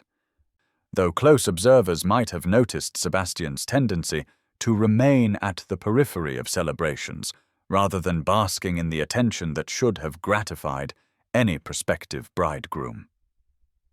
When Sebastian stepped away from the main gathering to seek a moment's respite from the oppressive weight of congratulations and social performance, his intention was merely to find solitude in which to compose himself for the remainder of an evening that tested his endurance beyond comfortable limits. Yet fate had arranged that his quest for privacy would instead lead him to discoveries that would transform his understanding of everything he had believed about his engagement and his intended bride. The antechamber where Sebastian sought refuge from the overwhelming festivities was supposed to be unoccupied, designated for ladies' private conversations and moments of rest from dancing. Yet as he approached its entrance, voices from within made him pause with the instinctive courtesy of someone who would not intrude upon others' private discourse. The sound of Cordelia's musical laughter drifted through the partially open door, accompanied by masculine tones that belonged unmistakably to Lord Nathaniel Fairfax, and something in their intimate cadence sent warning signals through Sebastian's consciousness that made him hesitate rather than announce his presence or withdraw with appropriate discretion. The conversation that Sebastian overheard while frozen in horrified fascination outside the antechamber door revealed the complete scope of Cordelia's deception with devastating clarity, each word striking his consciousness like physical blows that shattered forever his illusions about the woman he had committed himself to marry. "My darling Nathaniel," Cordelia was saying with breathless intimacy that no proper lady should employ toward any gentleman save her intended husband, "surely you must understand that these tedious weeks of performance will soon be over, and we shall be free to pursue our real happiness without concern for appearances or social expectations. Sebastian provides me with the wealth and position that circumstances require, but you possess my heart entirely, and once the wedding ceremony secures my legal status as Duchess, I shall have both the resources and the freedom to arrange our future according to our own desires rather than society's tedious requirements." The casual dismissal of Sebastian's role as nothing more than convenient provider of material advantages struck him with stunning force. Yet worse revelations followed as Cordelia outlined with calculating precision her plans for managing both relationships simultaneously while using Sebastian's honorable nature and genuine affections as tools for securing her own comfort and independence. I have observed his character sufficiently to understand exactly how to maintain his devotion while pursuing my real interests," she continued, with confidence that revealed months of careful study and manipulation. "He fancies himself above mere physical attraction, which makes him quite susceptible to feminine tears and appeals to his protective instincts. And I have every confidence that a wife who appears devoted while maintaining appropriate mystery will command his continued respect and affection regardless of how she chooses to arrange her private entertainments." Sebastian's growing fondness for serious conversation and intellectual discourse provides additional advantages, since I need only listen with apparent interest while he expounds upon his various philosophical concerns, leaving me free to pursue more amusing companionship when his attention turns toward estate management and other tedious, masculine occupation. The cynical assessment of his character and the casual assumption that she could manipulate his feelings indefinitely filled Sebastian with horror that transcended personal betrayal to encompass outrage at the fundamental dishonesty and cruelty that Cordelia's words revealed about her essential nature. When Nathaniel's responses indicated not shock at such comprehensive deception, but admiration for her cleverness in securing both material security and emotional satisfaction through carefully managed duplicity, Sebastian understood that he was witnessing not temporary weakness or moment of doubt, but fundamental corruption of character that made genuine marriage impossible between them. The physical intimacy that accompanied their conversation, evident in rustling silk and whispered endearments that no engaged woman should share with anyone save her intended husband, provided final confirmation of betrayals that extended far beyond mere emotional infidelity to encompass active deception about her virtue and worthiness as a wife. The confrontation that followed Sebastian's entrance into the antechamber created a tableau of shock and exposure that burned itself permanently into the consciousness of all three participants, as Cordelia's confident manipulation transformed instantly into desperate damage control, while Nathaniel's romantic ardor dissolved into cowardly concern for his own reputation and social standing. Sebastian's appearance in the doorway, his face transformed by fury and betrayal into something that barely resembled the courteous gentleman who had faithfully attended Cordelia throughout their engagement, struck both conspirators with the terrifying realization that their careful deception had been completely exposed at the worst possible moment. Cordelia's initial response demonstrated the calculating nature that had characterized their entire relationship, as she immediately attempted to minimize the severity of what Sebastian had witnessed through explanations that insulted his intelligence while revealing her continued assumption that she could manipulate his reactions through feminine wiles and appeals to his protective instincts. "Sebastian," she gasped with theatrical dismay that might have convinced someone who had not heard her previous words. "You must not misunderstand what you have seen here tonight. Lord Fairfax was simply offering comfort during a moment of pre-wedding anxiety, and I fear my gratitude for his kindness may have appeared more intimate than propriety allows, though I assure you that my heart belongs entirely to you and our approaching happiness." The explanation, delivered with wide-eyed innocence that failed completely to acknowledge the passionate conversation Sebastian had overheard, revealed Cordelia's continued confidence in her ability to control his perceptions through practiced deception. Yet the fury in his expression warned her that such tactics would prove insufficient to repair the damage that truth had inflicted upon their relationship. When Sebastian's silence stretched beyond the point where polite reassurance might be expected, Cordelia's manner shifted toward more desperate measures that revealed the calculating desperation beneath her beautiful facade. "You must understand," she continued, with voice that carried undertones of threat beneath its pleading surface, "that whatever you may think you heard or saw tonight cannot justify destroying the arrangements that so many people depend upon for their happiness and security. Our families have invested considerable resources and reputation in this alliance, and society expects our marriage to proceed according to plan, regardless of any temporary misunderstandings that private moments might create. Surely a gentleman of your honor and consideration would not allow momentary jealousy to destroy so many people's welfare for the sake of pride or wounded feelings that time and understanding could heal completely." Sebastian's response, when it finally came, carried the deadly calm of someone whose fundamental assumptions about reality had been shattered beyond any possibility of repair, his voice holding none of the warmth or consideration that had characterized all his previous interactions with the woman he had planned to marry. "Miss Thornfield," he said with formality that restored the distance she had spent months attempting to bridge, "I fear there can be no misunderstanding about what I have witnessed tonight, nor any possibility of continuing with wedding plans that were based upon complete deception about your character and feelings. The engagement between us is ended as of this moment, and I trust you will find in Lord Fairfax the happiness you have been seeking in his company while maintaining false promises to me."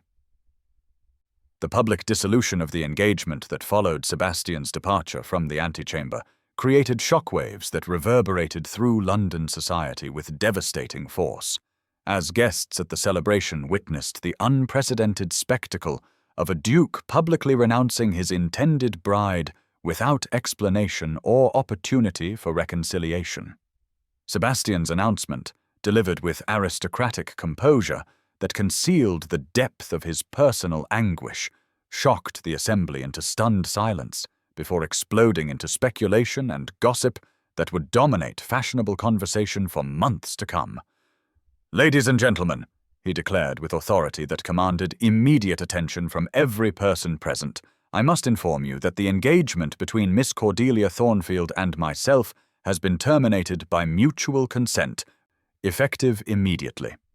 I ask for your understanding and discretion regarding this personal matter, and I trust that all present will respect the privacy that such circumstances require." The formal announcement, delivered without elaboration or accusation that might have provided society with specific targets for their curiosity and judgment, left guests struggling to comprehend what could have caused such dramatic reversal of arrangements that had appeared settled beyond any possibility of change.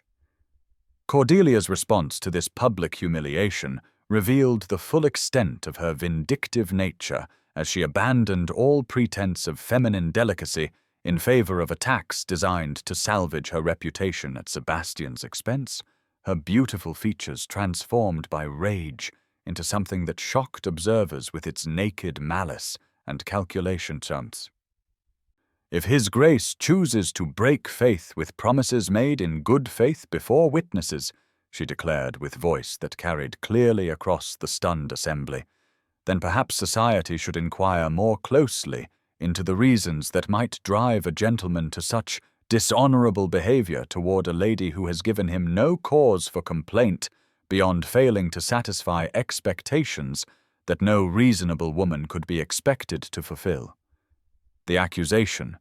designed to shift blame for the broken engagement onto Sebastian's character while portraying herself as innocent victim of masculine caprice, backfired spectacularly as guests who had witnessed her intimate conversation with Nathaniel began to understand the true reasons behind Sebastian's dramatic action. The scandal that erupted from the evening's revelations spread through London society with the speed of wildfire consuming dry timber, carrying with it speculation and rumors that threatened to destroy not only Cordelia's reputation, but her entire family's position in fashionable circles, as whispered conversations in drawing rooms and clubs dissected every aspect of the failed engagement, while society struggled to understand what had caused such spectacular collapse of what appeared to be a perfect match. Some blamed Sebastian for failing to honor commitments made in good faith. Others suggested financial difficulties or character flaws that had made marriage impossible, while still others whispered about Cordelia's behavior and the mysterious circumstances that had led to such public disgrace. Yet none possessed sufficient facts to satisfy their curiosity or provide definitive explanations for the social catastrophe they had witnessed. The aftermath of the broken engagement plunged the Thornfield household into crisis that threatened their complete social and financial ruin, as the scandal of Cordelia's public humiliation combined with mounting debts and lost opportunities to create circumstances that required immediate action if the family hoped to salvage any remnant of their former position. Arabella found herself caught between loyalty to her sister and recognition that Cordelia's behavior had been fundamentally wrong, while also grappling with her own complex feelings about Sebastian's freedom and the impossible situation that his broken engagement created for all parties involved. The weight of family expectations and social pressure combined with her own moral compass to create an internal conflict that threatened to tear her apart as she struggled to find solutions that might preserve some measure of honor and security for everyone whose welfare had been damaged by Cordelia's deception and its explosive revelation. Society's demand for explanations and the persistent speculation about the true reasons for the broken engagement created additional pressure as rumors multiplied beyond any possibility of control, some suggesting Sebastian's financial difficulties or character defects, others implying improprieties in Cordelia's behavior that threatened her reputation and marriageability beyond any hope of recovery.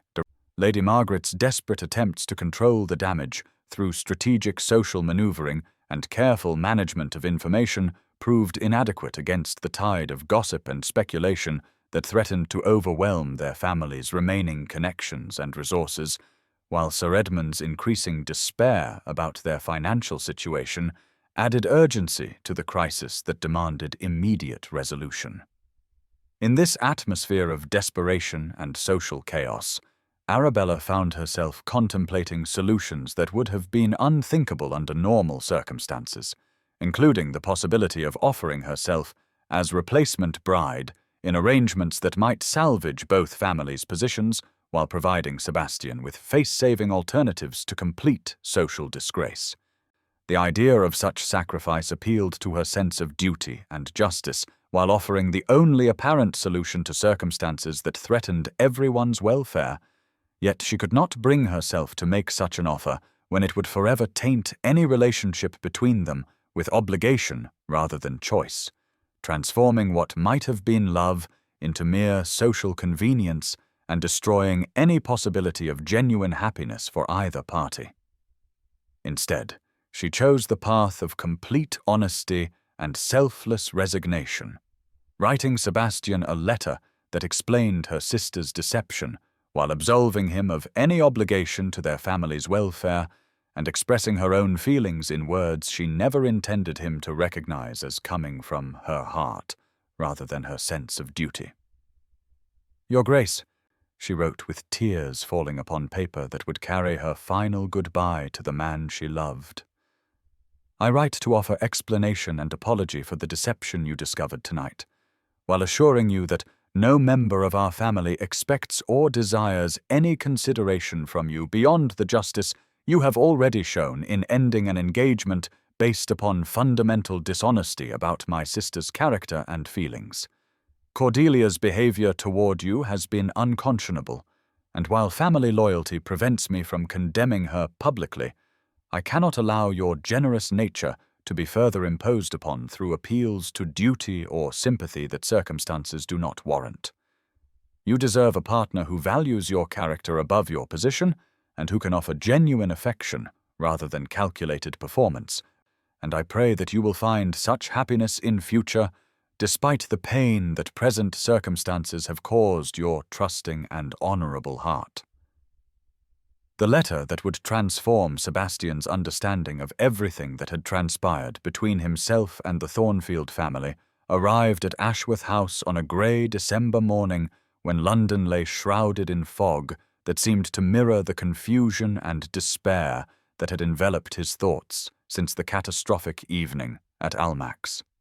Arabella's careful script, so different from Cordelia's elaborate flourishes, covered several pages with words that carried the weight of truth and sacrifice in every measured sentence, her elegant hand revealing nothing of the tears that had fallen upon the paper as she composed what she believed would be her final communication with the man whose happiness had become more precious to her than her own welfare or her family's security.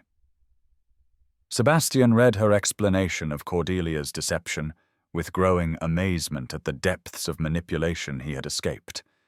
Yet it was not the revelation of his former fiancée's calculated betrayal that struck him with transformative force,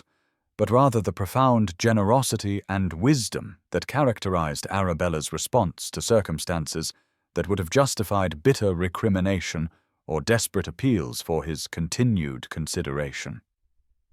Where another woman might have used knowledge of Cordelia's affair to secure advantage for herself or her family, Arabella had chosen instead to absolve him completely of any obligation while expressing hope for his future happiness with someone worthier of his affections, her words revealing a nobility of character that made him understand with stunning clarity why every moment of genuine connection and authentic feeling in the past months had occurred in her presence rather than with the woman he had planned to marry. The letter's conclusion, with its carefully restrained expression of personal feeling disguised as general well-wishes for his welfare, pierced his heart with recognition of love offered without expectation of return, sacrifice made without hope of acknowledgement,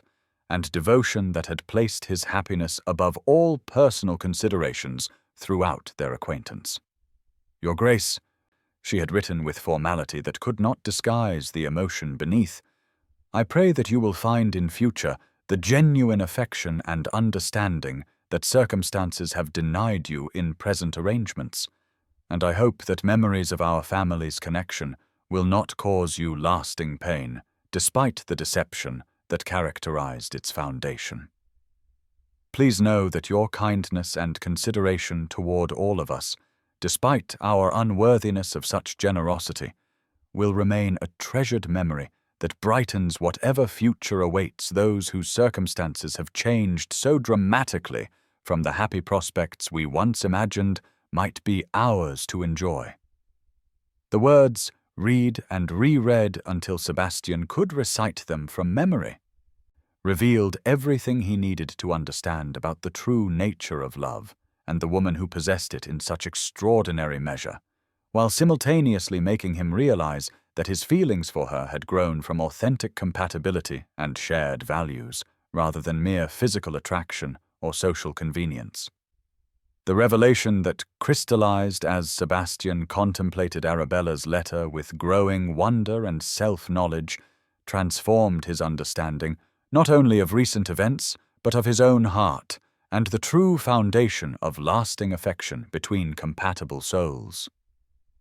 Every conversation that had touched his mind and stirred his interest, every moment when he had felt truly understood and appreciated for his authentic self rather than his title and position. Every glimpse of the profound connection that made solitude bearable and companionship meaningful had occurred in Arabella's presence, while his interactions with Cordelia had been characterized by performance and surface attractions that dissolved under serious examination. The intellectual discussions about literature and philosophy that had provided some of his most satisfying hours, the gentle correction of his assumptions about social issues that had broadened his understanding of the world beyond his privileged position, the quiet moments of shared observation and mutual appreciation for beauty, both natural and artistic, all had involved Arabella's thoughtful participation and genuine engagement with ideas that interested him beyond their mere social utility were. When he recalled the family dinner, where Cordelia's cruelty toward their elderly relative had been smoothly redirected by Arabella's compassionate intervention, Sebastian understood that he had been observing not merely good manners, but fundamental differences in character that made one sister capable of genuine love, while the other remained trapped in calculations of advantage and appearance. The contrast between Cordelia's dismissive treatment of servants and social inferiors, and Arabella's natural courtesy toward all people, regardless of their station, revealed distinctions that went beyond mere breeding to encompass essential humanity and moral development that no amount of beauty or social accomplishment could replace. Most significantly, he began to recognize that his growing preference for Arabella's company and conversation had been love developing naturally from true compatibility and mutual respect, while his attachment to Cordelia had been infatuation based upon surface qualities that meant nothing when deeper understanding was required for genuine partnership. The recognition that he had been pursuing marriage with the wrong sister while falling in love with the right one filled Sebastian with determination to correct his mistake before circumstances could separate him permanently from the woman whose worth he had finally learned to recognize and value at its true measure. Yet when he arrived at the Thornfield London residence, prepared to declare his feelings and seek permission to court Arabella properly,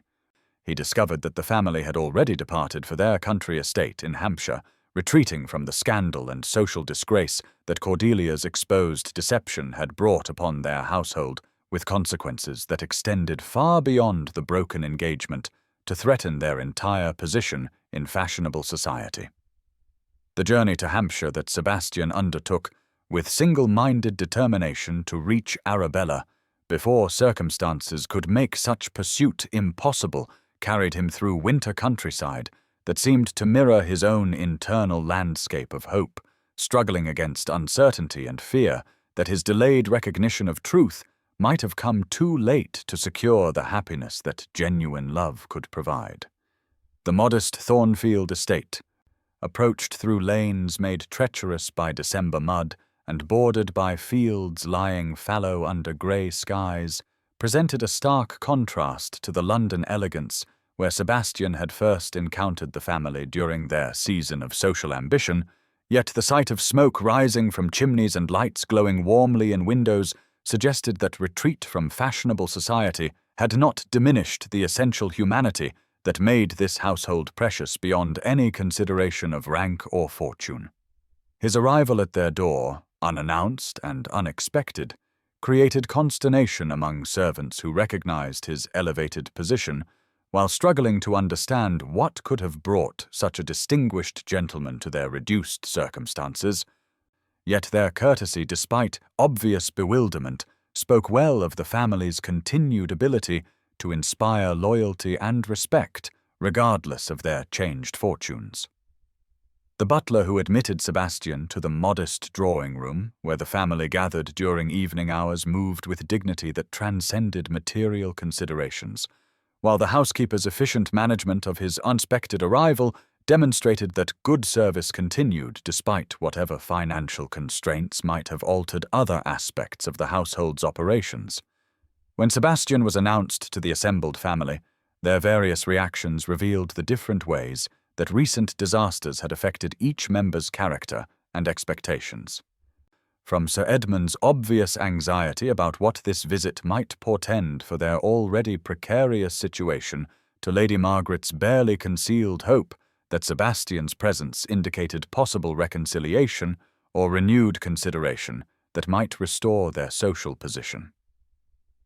Cordelia's response combined defiant anger with calculating assessment of whether his arrival suggested opportunity for manipulation or revenge that might serve her current interests, while Arabella's expression showed only calm resignation, mixed with concern for whatever additional complications his presence might create for family members who had already suffered enough disruption and disappointment because of circumstances beyond their control.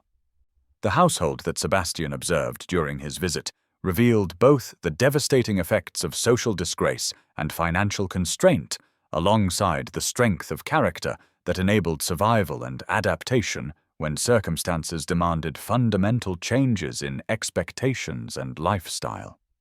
Sir Edmund, aged visibly by worry about debts that could no longer be concealed through social maneuvering and the loss of connections that had provided both income and status, struggled with the reality of reduced prospects while maintaining dignity that spoke well of his essential character, despite poor judgment in financial matters that had contributed to their current difficulties.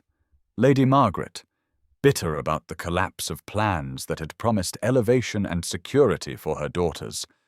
alternated between rage at Sebastian's role in destroying their hopes and desperate calculation about whether his unexpected visit might indicate renewed possibilities for salvaging something from the wreckage of their social ambitions. Most troubling was Cordelia's response to their changed circumstances, as she refused to accept responsibility for the deception and betrayal that had caused their disgrace, while continuing to plot methods of either winning back Sebastian's affections or securing Lord Nathaniel's commitment to marriage, despite his obvious reluctance to associate himself with scandal that threatened his own social position.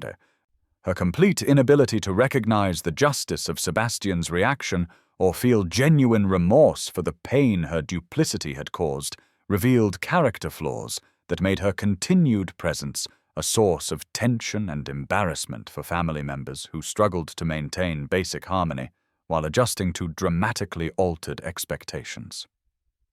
In striking contrast to this atmosphere of recrimination and despair, Arabella had assumed responsibility for managing their reduced household with efficiency and grace that transformed potential humiliation into dignified adjustment to new realities. Her natural authority and genuine concern for everyone's welfare providing the stability that enabled her parents to begin accepting changes they had initially found overwhelming and incomprehensible there. Sebastian observed her interactions with servants who clearly respected her judgment and kindness, her patient management of Cordelia's emotional outbursts and accusations, and her gentle encouragement of her parents' efforts to find peace in circumstances that differed so dramatically from their former expectations, recognizing in her behavior the strength and compassion that made her worthy of love that transcended considerations of social position or material advantage. When he requested private audience with her, expecting that she would assume his visit related to practical matters concerning the broken engagement or family obligations that required resolution, Sebastian found himself facing the woman whose true worth he had finally learned to recognize, while struggling to find words that might express feelings so profound and important that their successful communication would determine whether his future held happiness beyond anything he had previously imagined, or regret that would shadow every remaining day of his existence. The conversation that followed Sebastian's request for privacy took place in the small library that served as Sir Edmund's refuge from domestic concerns and Arabella's sanctuary for the reading that provided intellectual sustenance during their exile from London society. Its modest collection of books and comfortable furnishings, creating atmosphere of intimacy that encouraged honest communication while providing appropriate setting for declarations that would affect both their futures irrevocably. Arabella entered the room with composure that concealed the wild beating of her heart as she struggled to understand what Sebastian's unexpected arrival might mean for circumstances that had seemed settled beyond any possibility of change, her manner suggesting polite attention to whatever practical matters he wished to discuss, while her eyes betrayed the hope and fear that his presence awakened in her carefully guarded heart. "Miss Arabella," Sebastian began with formality that gradually dissolved as emotion overcame social convention, "your letter reached me at the moment when I most needed to understand the truth about everything that has transpired between our families, and I find myself compelled to speak honestly about discoveries that have transformed my understanding of my own feelings and the nature of genuine attachment between compatible souls. I have come to realize that my engagement to your sister was based upon superficial attractions and social expectations that blinded me to the profound compatibility and authentic affection that had been growing between us throughout our acquaintance, and I can no longer remain silent about feelings that honor demands I acknowledge, despite the complicated circumstances that recent events have created for us all." The declaration, delivered with intensity that left no doubt about his sincerity, struck Arabella with emotions too powerful and conflicting to process immediately, as joy at hearing her feelings reciprocated warred with concern about the impropriety of such attachment so soon after his broken engagement and the practical impossibilities that their different circumstances seemed to present for any future relationship. "Your Grace?" she replied with voice that trembled despite her efforts at control. "Surely you cannot mean to suggest that feelings developed during your courtship of my sister could provide foundation for the honorable attachment between us when society would view such rapid transfer of affection as evidence of fickleness rather than genuine regard, and when my family's current circumstances make any social connection between us impossible without damage to your reputation and position, that I could never forgive myself for causing through selfish acceptance of what honor forbids me to encourage." Sebastian's response to Arabella's concerns about propriety and social perception revealed the depth of understanding he had gained about the nature of true love and the foundation upon which lasting happiness must be built between partners who share more than surface attraction or social convenience. "Miss Arabella," he said with voice that carried conviction born of profound self-knowledge, "I must correct your assumption that my feelings represent any transfer of affection from one sister to another, for the truth is far different and infinitely more significant for our future happiness than such superficial explanation could encompass. What I felt for Cordelia was infatuation based upon physical beauty and social expectations that blinded me to the absence of genuine compatibility between us, while what I feel for you has grown from authentic connection and shared values that create the foundation upon which real love must be built. During all those months of courtship when I believed myself devoted to your sister, my heart was actually learning to recognize its true home in your company, though I was too inexperienced in matters of genuine affection to understand what was happening until circumstances forced me to examine the difference between superficial attraction and profound attachment. Every conversation that touched my mind and stirred my soul, every moment when I felt truly understood and appreciated for my authentic self rather than my position and wealth, every glimpse of the deep compatibility that makes two people perfect partners in life's journey occurred with you, not with the woman I planned to marry. The recognition of this truth has nothing to do with consolation or substitution, but represents instead the awakening of understanding about what love truly means and where my heart has belonged from almost the beginning of our acquaintance." He moved closer to where she stood beside the window,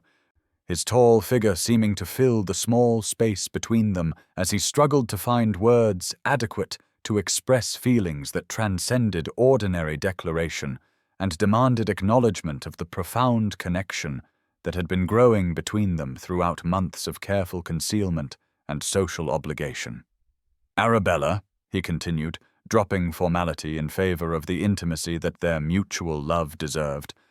"I am not offering you my hand because Cordelia proved unworthy, or because duty requires me to salvage something from the wreckage of broken engagement, but because you are the woman I love with my entire heart and soul, the partner I need for genuine happiness, and the person whose welfare has become more precious to me than my own comfort or social standing. When I think of my future, every vision of contentment and fulfillment includes your presence as essential element, not as replacement for someone else, but as the completion of myself that I never knew was missing until I understood what real compatibility could mean between two people who share the same values and find joy in each other's authentic company." The passion in his voice and the intensity of his gaze left Arabella trembling with emotions she had never dared acknowledge fully. Yet even as her heart soared with joy at hearing her deepest feelings reciprocated, her practical nature demanded that she address the social complexities that their unusual circumstances would create for both their reputations and their families' welfare. The concerns that Arabella voiced about society's perception and the potential damage to Sebastian's position revealed both her genuine care for his welfare and her own insecurities about whether she could ever be seen as more than a poor substitute for her more conventionally beautiful sister. "Your Grace," she said with voice that carried pain alongside careful control, "surely you must recognize that society will view any attachment between us as evidence that you are settling for what remains available rather than choosing what you truly desire, and such perception would be both humiliating for me and damaging to your reputation as a man of discernment and genuine feeling. How can I accept what appears to be consolation when everyone will assume that you turned to the plain sister only after the beautiful one proved unworthy of your regard? I could not bear to spend our entire married life wondering whether you truly chose me or simply made the best of disappointing circumstances, nor could I endure the whispers and speculation about whether your affections might transfer again if a more appealing option should present itself." Sebastian's response to these fears demonstrated both his understanding of her vulnerable position and his determination to prove that his love was based upon recognition of her unique worth rather than mere acceptance of available alternatives. "My dearest Arabella," he said with voice that held both tenderness and conviction,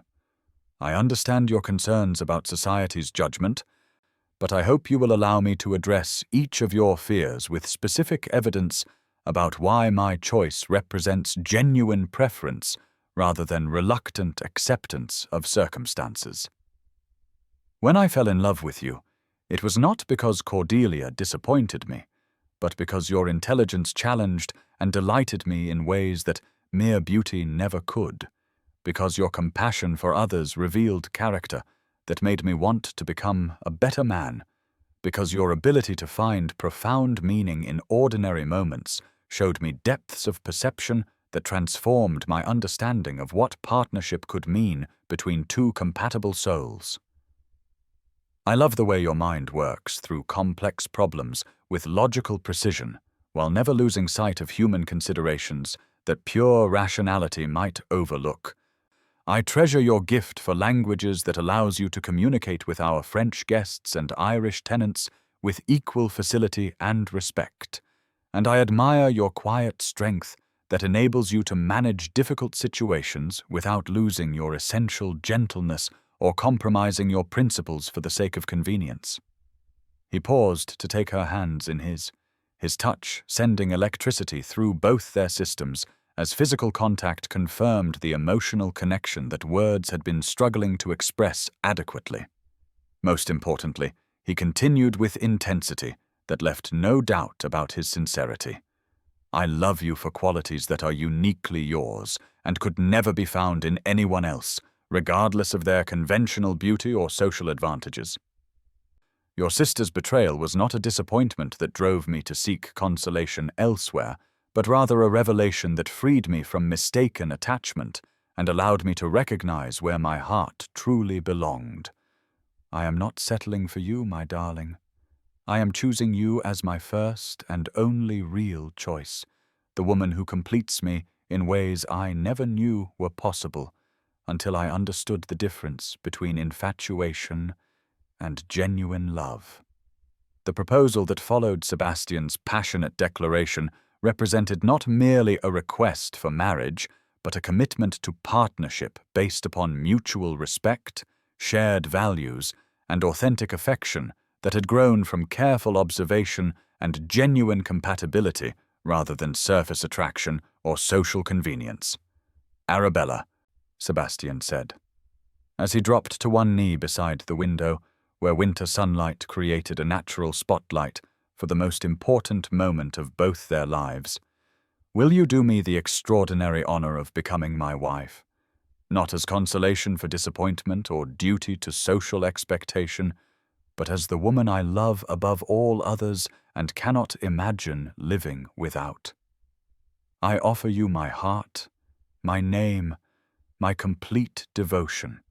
and my promise that every day of our marriage will prove how grateful I am that circumstances prevented me from making the terrible mistake of marrying someone else when my true happiness lay within reach, if only I had possessed the wisdom to recognize it sooner. I know that our engagement will face social scrutiny and whispered speculation about my motives and your worthiness. But I have complete confidence that our obvious happiness and genuine compatibility will silence such doubts while proving that real love creates stronger foundation for marriage than mere beauty or calculated social advantage ever could provide." Her acceptance, when it came through tears of joy that she no longer attempted to conceal, carried the weight of mutual understanding and shared commitment to building their future upon the solid foundation of authentic affection rather than the shifting sands of social expectation or material calculation. "Sebastian," she whispered as he placed his grandmother's ring upon her finger with ceremony that satisfied both their hearts and their sense of propriety. "I accept your proposal with complete happiness and the promise to prove myself worthy of the love you offer, though I confess myself amazed that circumstances which seemed designed to destroy all hope of happiness have instead brought us to understanding that might never have been possible under different conditions. Perhaps Cordelia's deception was indeed a gift that freed us both to recognize what real love means and pursue the kind of partnership that creates lasting joy rather than mere social success." The kiss that sealed their engagement carried promise of passion tempered by respect, desire enhanced by genuine compatibility, and love that would grow stronger through shared experience rather than fading when initial infatuation gave way to the realities of daily life and authentic partnership between two people who understood and valued each other's true character. The engagement that followed Sebastian's proposal faced initial skepticism from London society, as news of his rapid attachment to Arabella spread through drawing rooms and clubs with varying degrees of surprise, speculation, and barely concealed criticism about the unusual circumstances that had led to such unexpected arrangements. Many viewed Arabella as Sebastian's consolation prize, assuming that wounded pride and social pressure had driven him to accept what remained available rather than pursuing genuine preference for the quieter sister whose intelligence and character had gone largely unnoticed during Cordelia's brilliant season. The whispers and knowing glances that followed their appearances at social gatherings tested both their resolve and their confidence in decisions that defied conventional expectations about proper timing and suitable matches, yet their obvious happiness and natural compatibility gradually began to silence the most persistent critics, while winning unexpected allies among those who recognized authentic affection when they witnessed its daily demonstration. Lady Catherine Blackwood proved instrumental in establishing social acceptance for the unusual engagement, her genuine affection for Arabella combining with protective concern for her brother's welfare to create powerful advocacy for their union among influential members of society whose approval mattered for continued social harmony. She hosted intimate gatherings that showcased the new couple's harmony while providing opportunities for skeptical observers to witness firsthand the intellectual compatibility and mutual devotion that characterized their relationship, her careful management of social opinion demonstrating that Sebastian's choice represented wisdom rather than weakness or desperate acceptance of disappointing circumstances.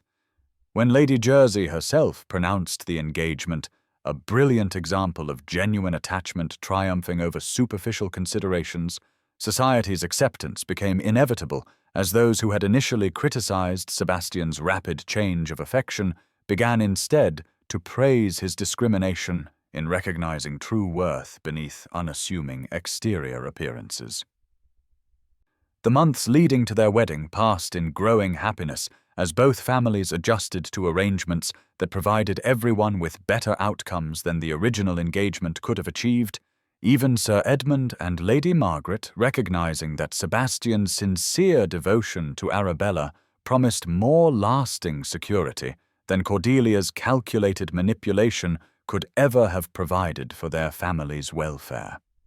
The ceremony itself, held in the beautiful chapel at Ashworth Park, rather than the grand London spectacle originally planned for Cordelia's wedding, emphasized the genuine partnership and shared values that formed the foundation of their union, while gathering only those people whose presence represented authentic friendship and family affection rather than mere social obligation or curiosity about unusual circumstance. The epilogue to their love story, written in happiness that deepened with each passing month of married life, proved that genuine compatibility and mutual respect create foundations for lasting contentment that transcend temporary social criticism or conventional expectations about proper matches and suitable timing. 1 year after their wedding, Sebastian and Arabella had established themselves as partners whose shared management of his estates and thoughtful attention to their tenants' welfare demonstrated the practical benefits of marriage based upon intellectual equality and moral compatibility, rather than mere attraction or social advantage. Arabella had found her voice as Duchess, using her intelligence and natural authority to implement improvements in estate schools and tenant housing, while maintaining the dignity and grace that befitted her elevated position without losing the essential humanity that made her beloved by all who knew her personally rather than through social reputation alone. Their happiness was evident to everyone who observed them together, from the servants who noted their mutual consideration and genuine affection,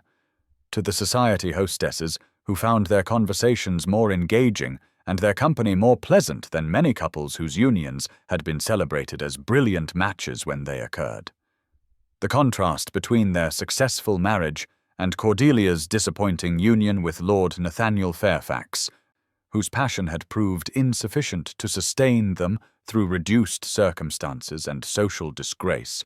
served as powerful demonstration that beauty without character cannot secure lasting love, while genuine compatibility creates bonds that strengthen under pressure rather than dissolving when tested by adversity. Sebastian's daily gratitude for the circumstances that had prevented his marriage to the wrong woman, and led him instead to recognition of his true love, provided constant reminder that happiness often comes through unexpected paths when hearts are open to recognizing authentic worth beneath surface appearances and social expectations, that may conceal rather than reveal the qualities that matter most for lasting partnership between compatible souls.